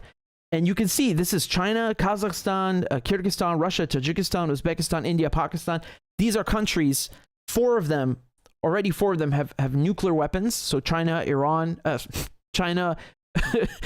My brain was like, not Iran. Remember that they have a civilian program. Anyway, it's China, Russia, India, and Pakistan. And of course, we talk about Russia and Iran. Look at the amount of gas that they have. These are the countries with the most proven reserves of natural gas on Earth. Number 1 is Russia. Number 2 is Iran. Russia and China and Iran also have exceptional militaries, right? Look at the drone capabilities that Iran has. Look at the electronic warfare capabilities that Russia has. This is outstanding. And anyone would want Iran as a member. Keep in mind, these 9 countries, they represent 40% of the world's population in the SCO. That's why you should care about the SCO. It's not exactly, but almost half of the world's population are in the SCO now, and 30% of the world's GDP, I believe. Okay, so I mean, this is incredible. And the SCO is not exactly like NATO. I know some people like to draw this comparison. It's not correct, because NATO is a bit more centralized and standardized. They use common ammunition, like 5.56 rounds. They have interoperability. Their troops are more integrated together. They have clauses for mutual defense, like Article 5. So, the SCO is not that deep into standardization of the militaries and so on, but it is still a security and alliance of importance, and it's the largest. If you look at it, it's the largest regional alliance on the planet, and that speaks for itself. So I'm just going to play you some of the clips here. These are some of Putin's comments during the session. Again, what a Zoom call. Накопление долгов развитых стран, социального расслоения и роста бедности по всему миру, ухудшение продовольственной и экологической безопасности. И все эти проблемы, каждая из которых по-своему сложна и многообразна, в своей совокупности ведут к заметному увеличению конфликтного потенциала. Россия ощущает все это непосредственно на себе. Долгое время у наших границ внешними силами реализовывался проект по созданию из соседней с нами страны Украины фактически враждебного государства, антироссии. Ее накачивали оружием 8 лет, попустительствовали агрессии против мирного населения Донбасса и всячески потакали в насаждении неонацистской идеологии. И все это для того, чтобы поставить под удар безопасность России, сдержать развитие нашей страны. И сейчас против нас, по сути, ведется гибридная война, используются беспрецедентные по масштабу нелегитимные антироссийские санкции. Хотел бы подчеркнуть, что Россия уверенно противостоит и будет противостоять внешнему давлению, санкциям и провокациям. И в нынешней обстановке наша страна продолжает устойчиво развиваться. Российский народ как никогда консолидирован. Сплоченность и высокую ответственность за судьбу Отечества российские политические круги, все общество наглядно продемонстрировали, выступив единым фронтом против попытки вооруженного мятежа. Right, so he's talking about Wagner, and the only commentary and analysis that you have in the Western media is that, wow, well, Putin is trying to assert himself and show that he is strong and in control, and it's his first appearance in public, or shall we say, a first meeting that he's attended since the coup. And they're still obsessed with this idea that Putin he almost fell from his throne and he was almost couped. I mean, this is preposterous. Like I said, if you want to look at the situation in France, Macron has a bigger issue on his hands than Putin ever did with Wagner, and you don't see them drawing the same kind of conclusions. Their only takeaway from all of this is that, well, Putin is trying to, reassert himself. No, man, that's not the takeaway here. The takeaway is that you have the multipolar world, taking shape before your eyes. The multipolar world manifested in the flesh. Now, again, I've said this before. This doesn't mean tomorrow morning, oh my God, the dollar is going to be obsolete and the United States will be, and Europe will fall. First of all, no one is praying for that. I mean, the dollar maybe, but, No one is anti-United States or anti-West. They even said this during this summit or online summit of the SCO. They literally made this point that, the SCO is not meant to be an anti-NATO or anti-Western alliance. It's just a regional bloc. It's just countries working together. There's multilateral cooperation in security and trade, and that's it. It's a peaceful thing. It's a good thing. It's a constructive thing. But the reason it's important is because you have countries that have been vilified by the United States, and they are using different avenues, different ways to not only get back on their feet, but craft and form and shape and mold a new world. Again, we're not going to go George Bush here and say new world order. We're just multipolar world, right? It's not one hegemon. It's not one power or hyperpower. It's multiple powers, and they work together. So the SCO is one of those things. I'll talk about BRICS in a second. Let me show you this speech from Iran, right? Since Iran is kind of the star of the show today, having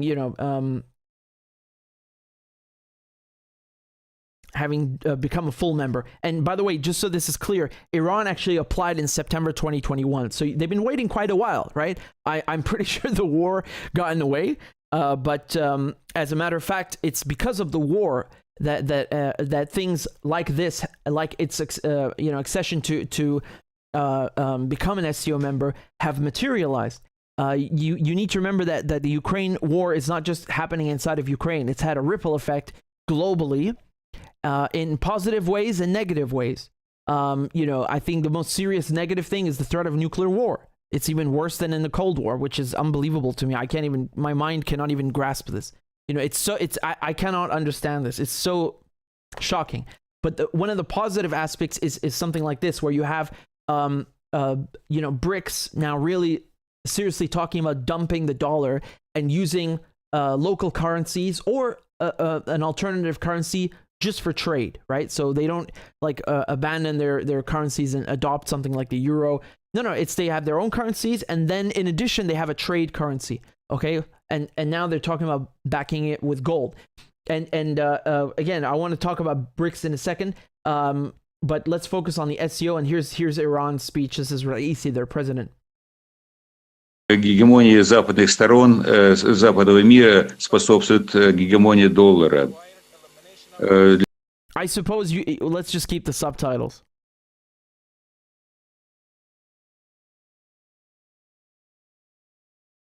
There you go. There you go. See, he's talking about the currencies, right?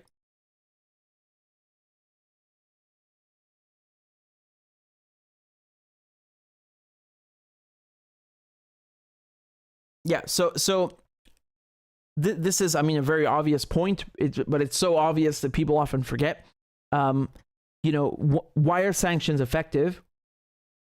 It's because of the dollar. Okay, so if it weren't for the dollar, and the fact that most countries have the dollar as their reserve currency, and most transactions in the world are done in dollars, not just oil, but in general.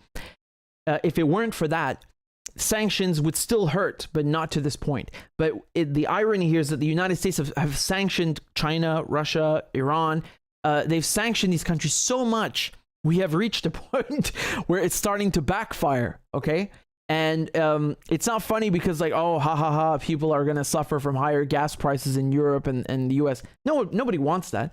It's funny because it's kind of ironic, it's that now these countries, they have become a majority, right? They've again, we're talking about 40% of the world's population just in the SCO alone. They have become, so many of them have become sanctioned. They're just making their own system now. Okay.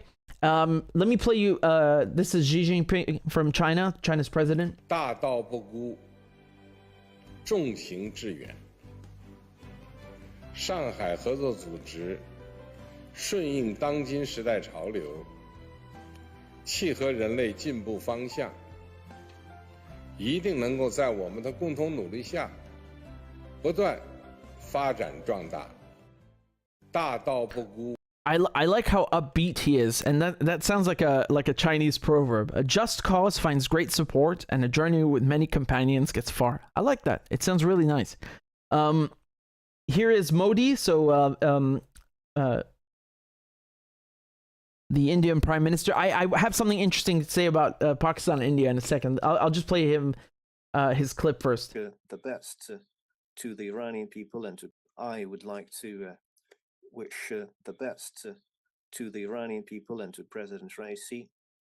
A memorandum of intent will be signed by the Republic of Belarus, and in order to become a full member of the organization, and we want the focus of this organization to be expanded to include the Central Asian states. Man, he spoiled what I was going to say.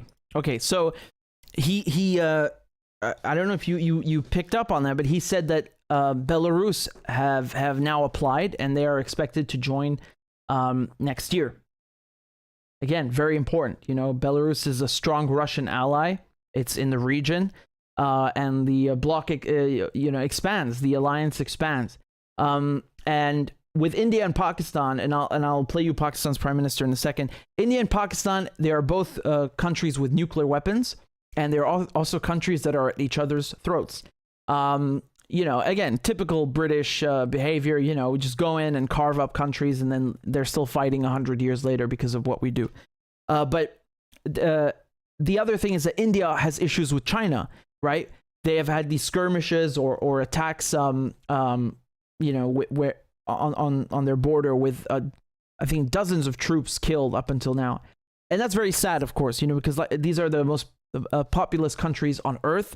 They are very important to the world economy. They both have formidable armies, and they matter a lot. And I think it's the fact that they are all in the SCO proves my point that they can still find ways to cooperate with each other and put differences aside. And look, you got China with India, India with Pakistan, everything's fine. And, you know, obviously these are things that still need to be resolved, but I think it expresses a really optimistic and mature outlook, because, you know, the whole idea behind a multipolar world is that you have these countries, you know, they don't have to agree all of the time. On the contrary, Imran Khan, I played you this clip, he was saying that if, you know, he should be the Pakistani prime minister. They couped him, but you know, he was saying that the whole point is that you should have and be able to have a non-aligned foreign policy, right? So this goes back to the non-aligned movement, which was spawned during the Cold War. So instead of, you know, deciding to be, I want to be with the West, or I want to be with the East, with, you know, with the Russians or with the Americans, I want to be on my own. And this is what most countries did. Not all of them, but most of them, right? In Indonesia and Bali. So they formed the non-aligned movement. That's where this comes from. That's actually where the term third world comes from. I don't know why it turned into a negative term. You know, now we just say global south. It just means the rest of the countries that are not Russia and the US, or Russia and, you know, the global north. And, you know, he's right, because India, look at India's foreign policy. India is not as heavily sanctioned as China and Russia and Iran, for example. On the contrary, actually, India and the US are very, very close allies. But India also buys Russian weapons, a lot of Russian weapons. And that usually gets you slapped with sanctions. Look at Turkey, which is a NATO member. You know, it's kind of outrageous, because the whole point behind NATO is you use the same system. You know, you everything's standardized, and Turkey's just like, no. Well, I guess you know, they're right to go for the S-400. It is a superior system. But in any case, you know, India buys Russian weapons and buys Russian oil and gas, right? As a matter of fact, India has refused both to condemn Russia and to sanction Russia, and increased its purchases of Russian oil. So, you know, it does that while also maintaining good relations with the United States, or walking a tightrope, shall we put it, right? Shall we put it that way, or just like Turkey does. And you look at Iran and you look at China and you look at Russia, they have completely different foreign policies compared to what I just described to you with India. So I think the fact that all these countries are together, it's amazing. And it's one vector of the multipolar world. Now, I'll continue in just a moment. Here's the Pakistani Prime Minister.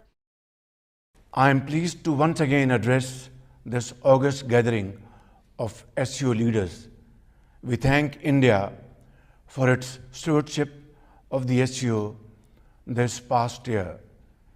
And I congratulate Kazakhstan on assuming the chairmanship of SCO for 2023-24. My best wishes to my brother, His Excellency Qasim Jomart Tokayev, President of Kazakhstan, as the incoming SCO chairman. And I'm very confident that under his sagacious leadership, the SCO will continue to grow and prosper. Let me also congratulate my brother, President Ibrahim Raisi, on the Islamic Republic of Iran's accession to the SCO.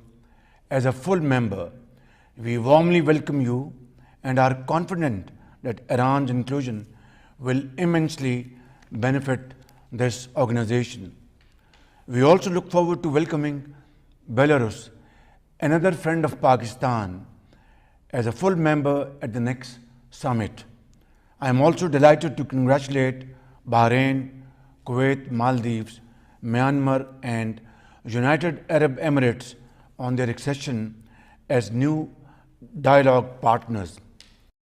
Right. So new dialogue partners are not exactly, they don't exactly have observer status or full member status, right? It's still important though. It's still good. It shows you that the SCO is attractive. The SCO is desirable. People want to be in it. They understand the value that it brings. They understand the role that it plays. And this goes hand in hand with countries applying to join BRICS. Look how the membership applications have skyrocketed. You got like 20 countries now who want to join BRICS. It's the hottest thing because as I was saying before, the Ukraine war has spawned, in a way, it's accelerated this transition, and like I said, it's going to take time, and it's not something that happens, overnight. But these countries are openly talking now about dropping the dollar, adopting different trade currencies, backing their currencies with gold, with things that are actually tangible instead of just printing money like crazy and, running debt. And they actually produce things and have things. Like I said, Iran it's not only got a successful military and military technology and economy and scientists and so on and so on. Iran, in terms of resources, again, think of these countries, man. They're sitting on top of gold mines, literal gold mines. I mean, Iran has so much gas and so much oil, just like Russia does as well.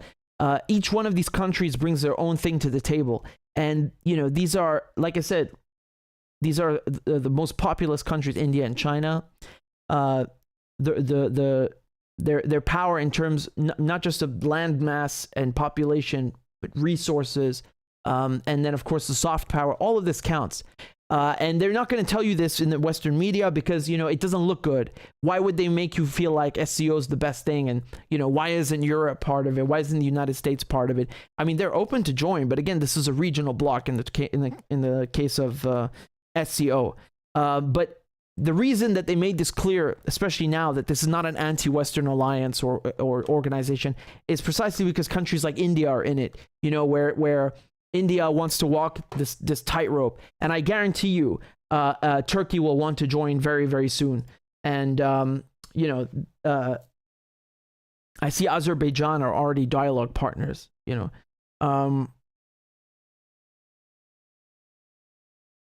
Oh, so is Turkey. Yep, so is Turkey. I knew I'd seen it. Yeah. So these are countries, and especially Turkey. They're not just U.S. partners. Turkey's a NATO member state, right? Largest army in NATO. Think about that. Of course, the reason they added Turkey in the first place was because they could put themselves close to Russia. But this is very, very good. It's very promising. And, you know, I expect more and more countries will join. You'll see, it's just like BRICS, it will skyrocket. And, you know, this is good for Iran because Iran, the United States has tried to isolate it for years now with people like Elliot Abrams, which we were talking about earlier.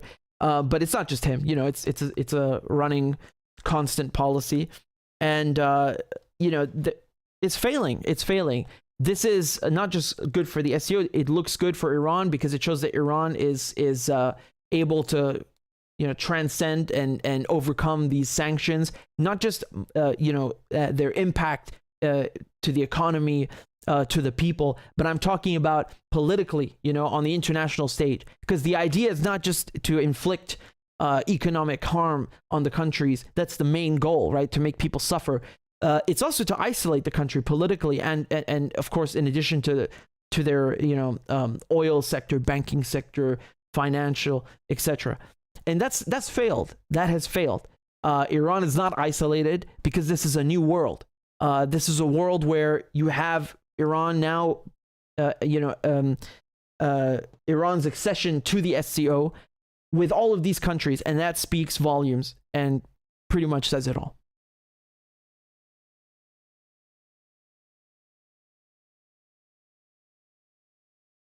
I see. I've been reading some of your comments while they were playing the speeches. I appreciate the.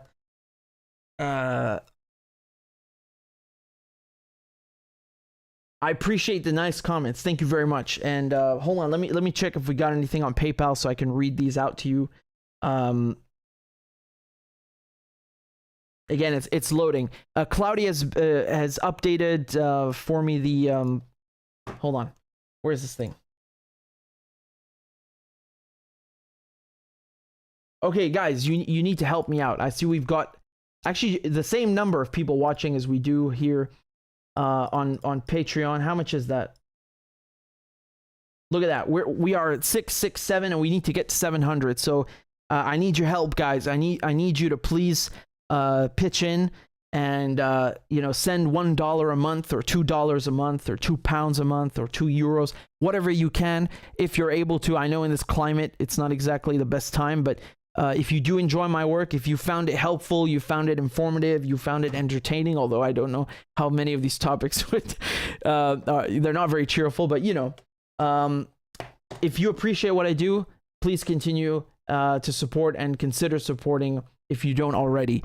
You can, of course, send donations on PayPal. You can send on CashApp, on Venmo, on Bitcoin. I have a Bitcoin wallet and Ethereum. So all of these things are below. And of course, there's the merch. Store.richardmedhurst.com. That's the merch. And I've plugged this before, and I'll plug it again. We've got the Joe Bidens. This is exactly what I was talking about. This is what I was talking about with him nominating Elliot Abrams now, right? So hold on, this is exactly my point. You see, when I call it Uncle Joe's Rainbow Coalition Death Cult, it's because you know, he likes to pretend that, oh, I have trans people in the army now, and you know, I support gay marriage, and Joe Biden actually doesn't care about gay people or trans people, just like Hillary Clinton doesn't. They just pretend that they do, right? They've switched these you know, they've changed their political positions, their public positions on purpose just to appeal to people. But deep down, they're still a death cult. You know, when Joe Biden pretends to care about minorities because he puts a black man in charge of the Pentagon, but then uses the Pentagon to just, you know, continue the same behavior in Africa and the Middle East and so on. I mean, it's tokenism. That's why I called it Uncle Joe's Rainbow Coalition Death Cult, because he's all about cruise missiles and drones and people like Elliot Abrams. Nothing has changed. Nothing will fundamentally change. That's what he told the rich donors, right? That's why I came up with this meme and this shirt. That's what I'm saying. In any case, I think this is a good opportunity to plug it. If you want, I'll put the link in the chat, and that's it. That's one way of supporting the show. So thank you guys very much. We have a new member. Thank you, MRG. Again, I don't know if I can play the crab dance because there's a copyright strike if I play it. So I apologize. By next time, we're going to swap it. And I told you guys, if you have a good substitute or alternative beat, something else that I can put instead of the current one, everything can stay the same. We just need a different beat at the same tempo or BPM, and then we can put it there. So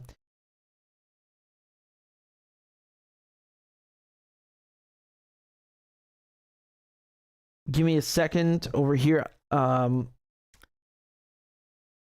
So again, thank you, MRG or Mr. G. I can't tell anymore. And thank you also to the people joining on Patreon. We got Pete Adam, AJ Mush, and Carrie and Joe and Kyle. So these are in the last couple of days. I think Pete might have joined just earlier. I'm not sure, but again, I have to find a solution to the crab dance. Let me try something. Hold on. I have an alternative to the crab dance. Okay, so if somebody joins now, I will play something else. Let me get it ready. Hold on. Yeah, I have this ready. Okay, we can do it. All right. I have an alternative. It's not as good as the crab dance, I will admit, but it's good enough for me, and I haven't played it in a while, so I think you guys will enjoy it. Hold on.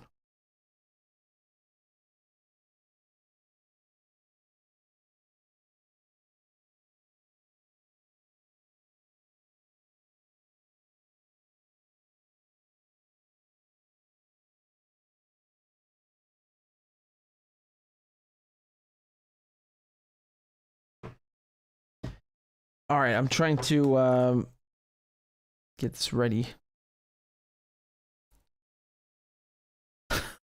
Jesus.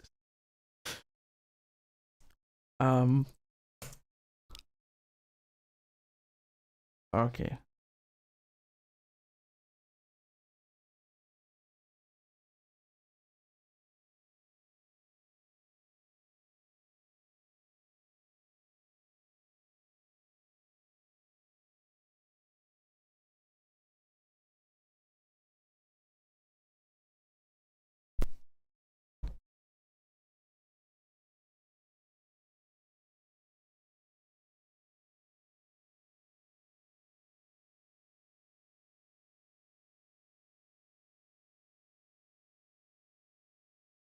Thank you, Hussein, for the super chat. Hussein says Lula says things in public that no leader does. Yeah, I mean, especially with he offered asylum to Assange recently, which is good. And hold on, actually, no. Give me a second. I think it was. Give me a sec. I mean, he certainly calls for his release. I don't know if.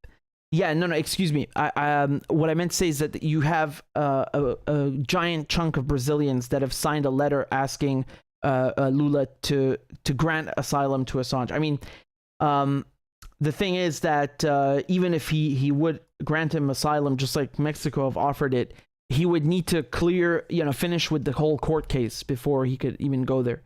But no, regardless, going back to what you said, he certainly. Remember Lula founded the BRICS. He was a founding member of BRICS. He believes in the multipolar world, and I don't say that he's perfect. Who the hell is, right? I don't agree with everything about him, but he's I think that the reason they put him in jail is because he's good. He actually means what he says, and he's a true leftist. If in the classic sense, not the Democrat left, so-called left. You know what I mean? In the United States, it's completely different because the whole political spectrum is so far off to the right, no pun intended, that even the so-called left, meaning Democrats, is actually not left; it's right wing. But again, that's the U.S. We were talking about Brazil, and this is a different dynamic. So he's more in line with European left, so to speak, or classical, the real actual meaning of left. And Andrew stresses Free Gonzalo Lira. What is going on exactly with is this a repeat of what happened last year? Jesus Christ, I can't believe that. That is insane. Like, has he gone missing or what? I don't know what is going on. But if you're still saying that, then I mean, if you're saying that, then that must mean he's still in trouble. What's going on? I'm not. Fill me in, please. And Marvin says, if I want to donate to Palestinians, what's a good charity? You know, the thing is that one of the clips I wanted to show you. Who was this again? God, I can't believe I forgot. It's an old clip from 2006. Some guy. Hold on, I should double check. But basically, the BBC were not allowing people to give the charities, one of the charities, address and PO box so people could donate to Palestinians. You know, they said that it would breach the impartiality rules, which is a bunch of bullshit. And you know,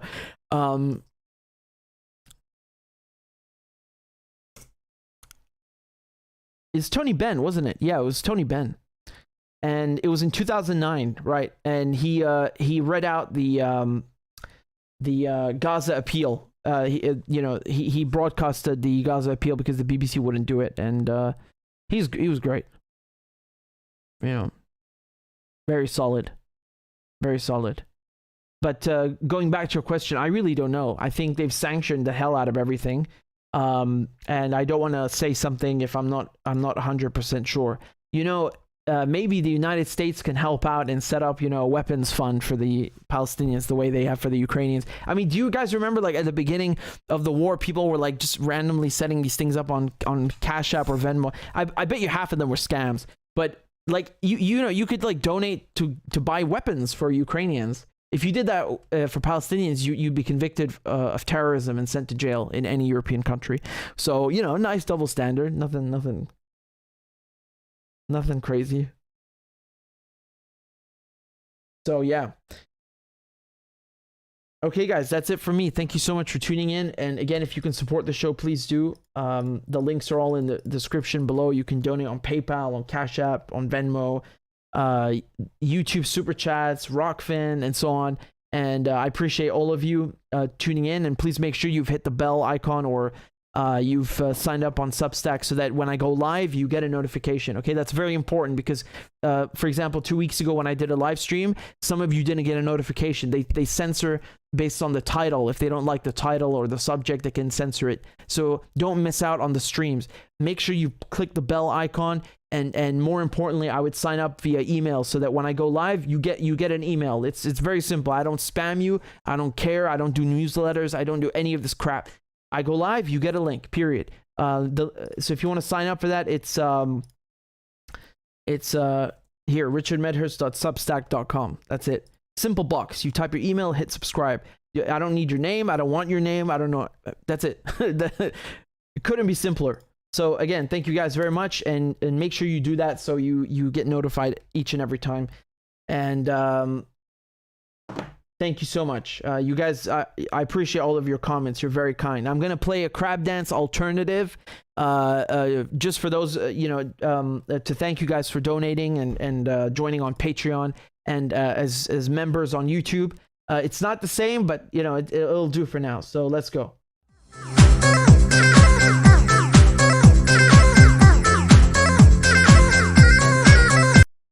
A is for all men and women created by you know the thing.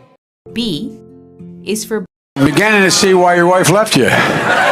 C is for Corn Pop was a bad dude, and he ran a bunch of bad boys. D is for Don't worry, I'm so serious. Children, I love to hear them. E is for Excuse to walk by the dealer and say, no, I'm not going to be a mule. I got something to do. I got to go do boom, boom, boom. F is for Time friend, and she's a friend. She's been my friend in and out of public life. G is for Go to Joe 30330. H is for hairy legs that turn blonde in the sun. And the kids used to come up and reach in the pool and rub my leg down. I is for I'm a Democratic candidate for the United States Senate. J is for Just look at the record. I have Vice President Biden. Well, I tell you what, if you look at my record and you still doubt about my commitment, then you should vote for somebody else. K is for kids jumping on my lap. And I've loved kids jumping on my lap. L is for The lion, dog, face, pony soldier. M is for Make sure the television, make sure you have the record player on at night, the phone. Make sure the kids hear work. N is for NATO. O is for The only African-American woman that's ever been elected to the United States Senate. P is for Poor kids are just as bright and just as talented as white kids. R is for Rest her soul, and although your mom's still alive. S is for Send a text to the word united. T is for Truth over facts. U is for Union workers, the UAW took incredible cuts in their future. V is for I'll vote for somebody else. All right, thanks so much. W is for Wait, you're getting nervous, man. Calm down. It's okay. X is for Xi Jinping. Y is for And you ain't black. Z is for She's sleeping? Women in our country has been classified as essential. So this is an issue. By the way, this is my little sister Valerie, and I'm Jill's husband. Oh no, this is oh, you switched on me. This is my wife, this is my sister. They switched on me.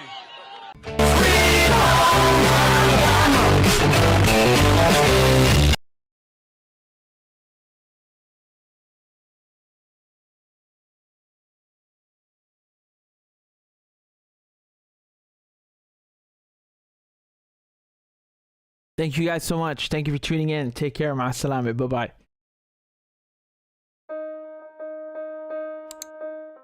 So you have another terrorist attack in Ukraine. This time it's the Kakhovka Dam. And the first thing the media do is blame the Russians. So let's see why the Russians would do it. They control the dam. They control the region. They need the dam to funnel water to Crimea, which is also under Russian control. They literally have zero motive. There is no motive. You know, the Washington Post in December published an article showing how Ukraine targeted this dam using American missiles, using the HIMARS system. They actually fired a missile at this dam to test if they could flood areas. Sound familiar? This is the same thing that we saw with the Nord Stream pipeline attacks, right? The first thing the press do is let's go and blame Russia. And now, almost a year later, the Washington Post finally admits that Ukraine, not Russia, Ukraine blew up the Nord Stream pipeline. This is something that I, myself, and others have been saying since the very beginning. Anyone with half a brain knew that it was not Russia. Russia would not blow up their own pipeline. But, you know, this was dismissed as a crackpot conspiracy theory that NATO would maybe do this, or Ukraine. No, that's Russian propaganda. And another example, the Nazi patches. This week, the New York Times also finally admit that Ukrainian soldiers en masse are wearing Nazi patches to the point that Western journalists have to ask them to hide the patches before they take photos of them. I mean, this is despicable on another level. And then later they claim that these are authentic photos. This is not journalism. This is curated propaganda. So are the New York Times and Washington Post doing propaganda now, right? They're doing Russian disinformation. These people are not doing journalism, all right? You guys are a year late. Only publishing the truth when nobody cares anymore. That's not journalism, okay? They are the ones doing disinformation. They are the ones doing propaganda. And these acts of state terrorism, blowing up pipelines and dams, European leaders say literally absolutely nothing. And all they do is give more money and more weapons to an army where men are wearing Nazi patches and blowing up our infrastructure. So what's the conclusion? Always ask yourself, who stands to gain? Whether we're talking about the Crimea Bridge, Nord Stream pipelines, or the Kakhovka Dam like today, always ask yourself who stands to benefit, and you'll find the answer, you'll find the truth. So everyone's talking about how Donald Trump has been indicted under the Espionage Act. But what a lot of people don't understand is that the Espionage Act is a law that has always been used in the United States as a political tool to silence opponents. It was crafted in 1917, so during World War I. And one of its most famous victims was Eugene Debs. He was given 10 years in prison and stripped of his citizenship because he gave an anti-war speech. Ellsberg, Manning, Kiriakos, Snowden, they were all charged under the Espionage Act as well, and none afforded a public interest defense. Yet another reason why the Espionage Act is a political tool to silence whistleblowers, quite literally, even in court. Even worse, it's also being used to threaten Julian Assange, a publisher, with almost 200 years in prison. So many people are upset about Trump putting classified documents in the bathroom.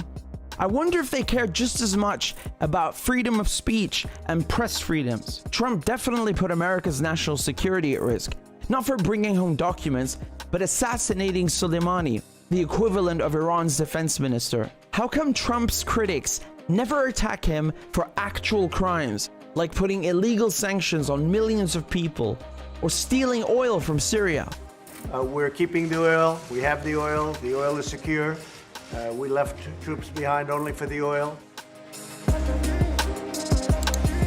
If you love Ukraine, if you care about Ukraine, depleted uranium is the last thing in the world that you would tell them to use. If you look at what the United States have done,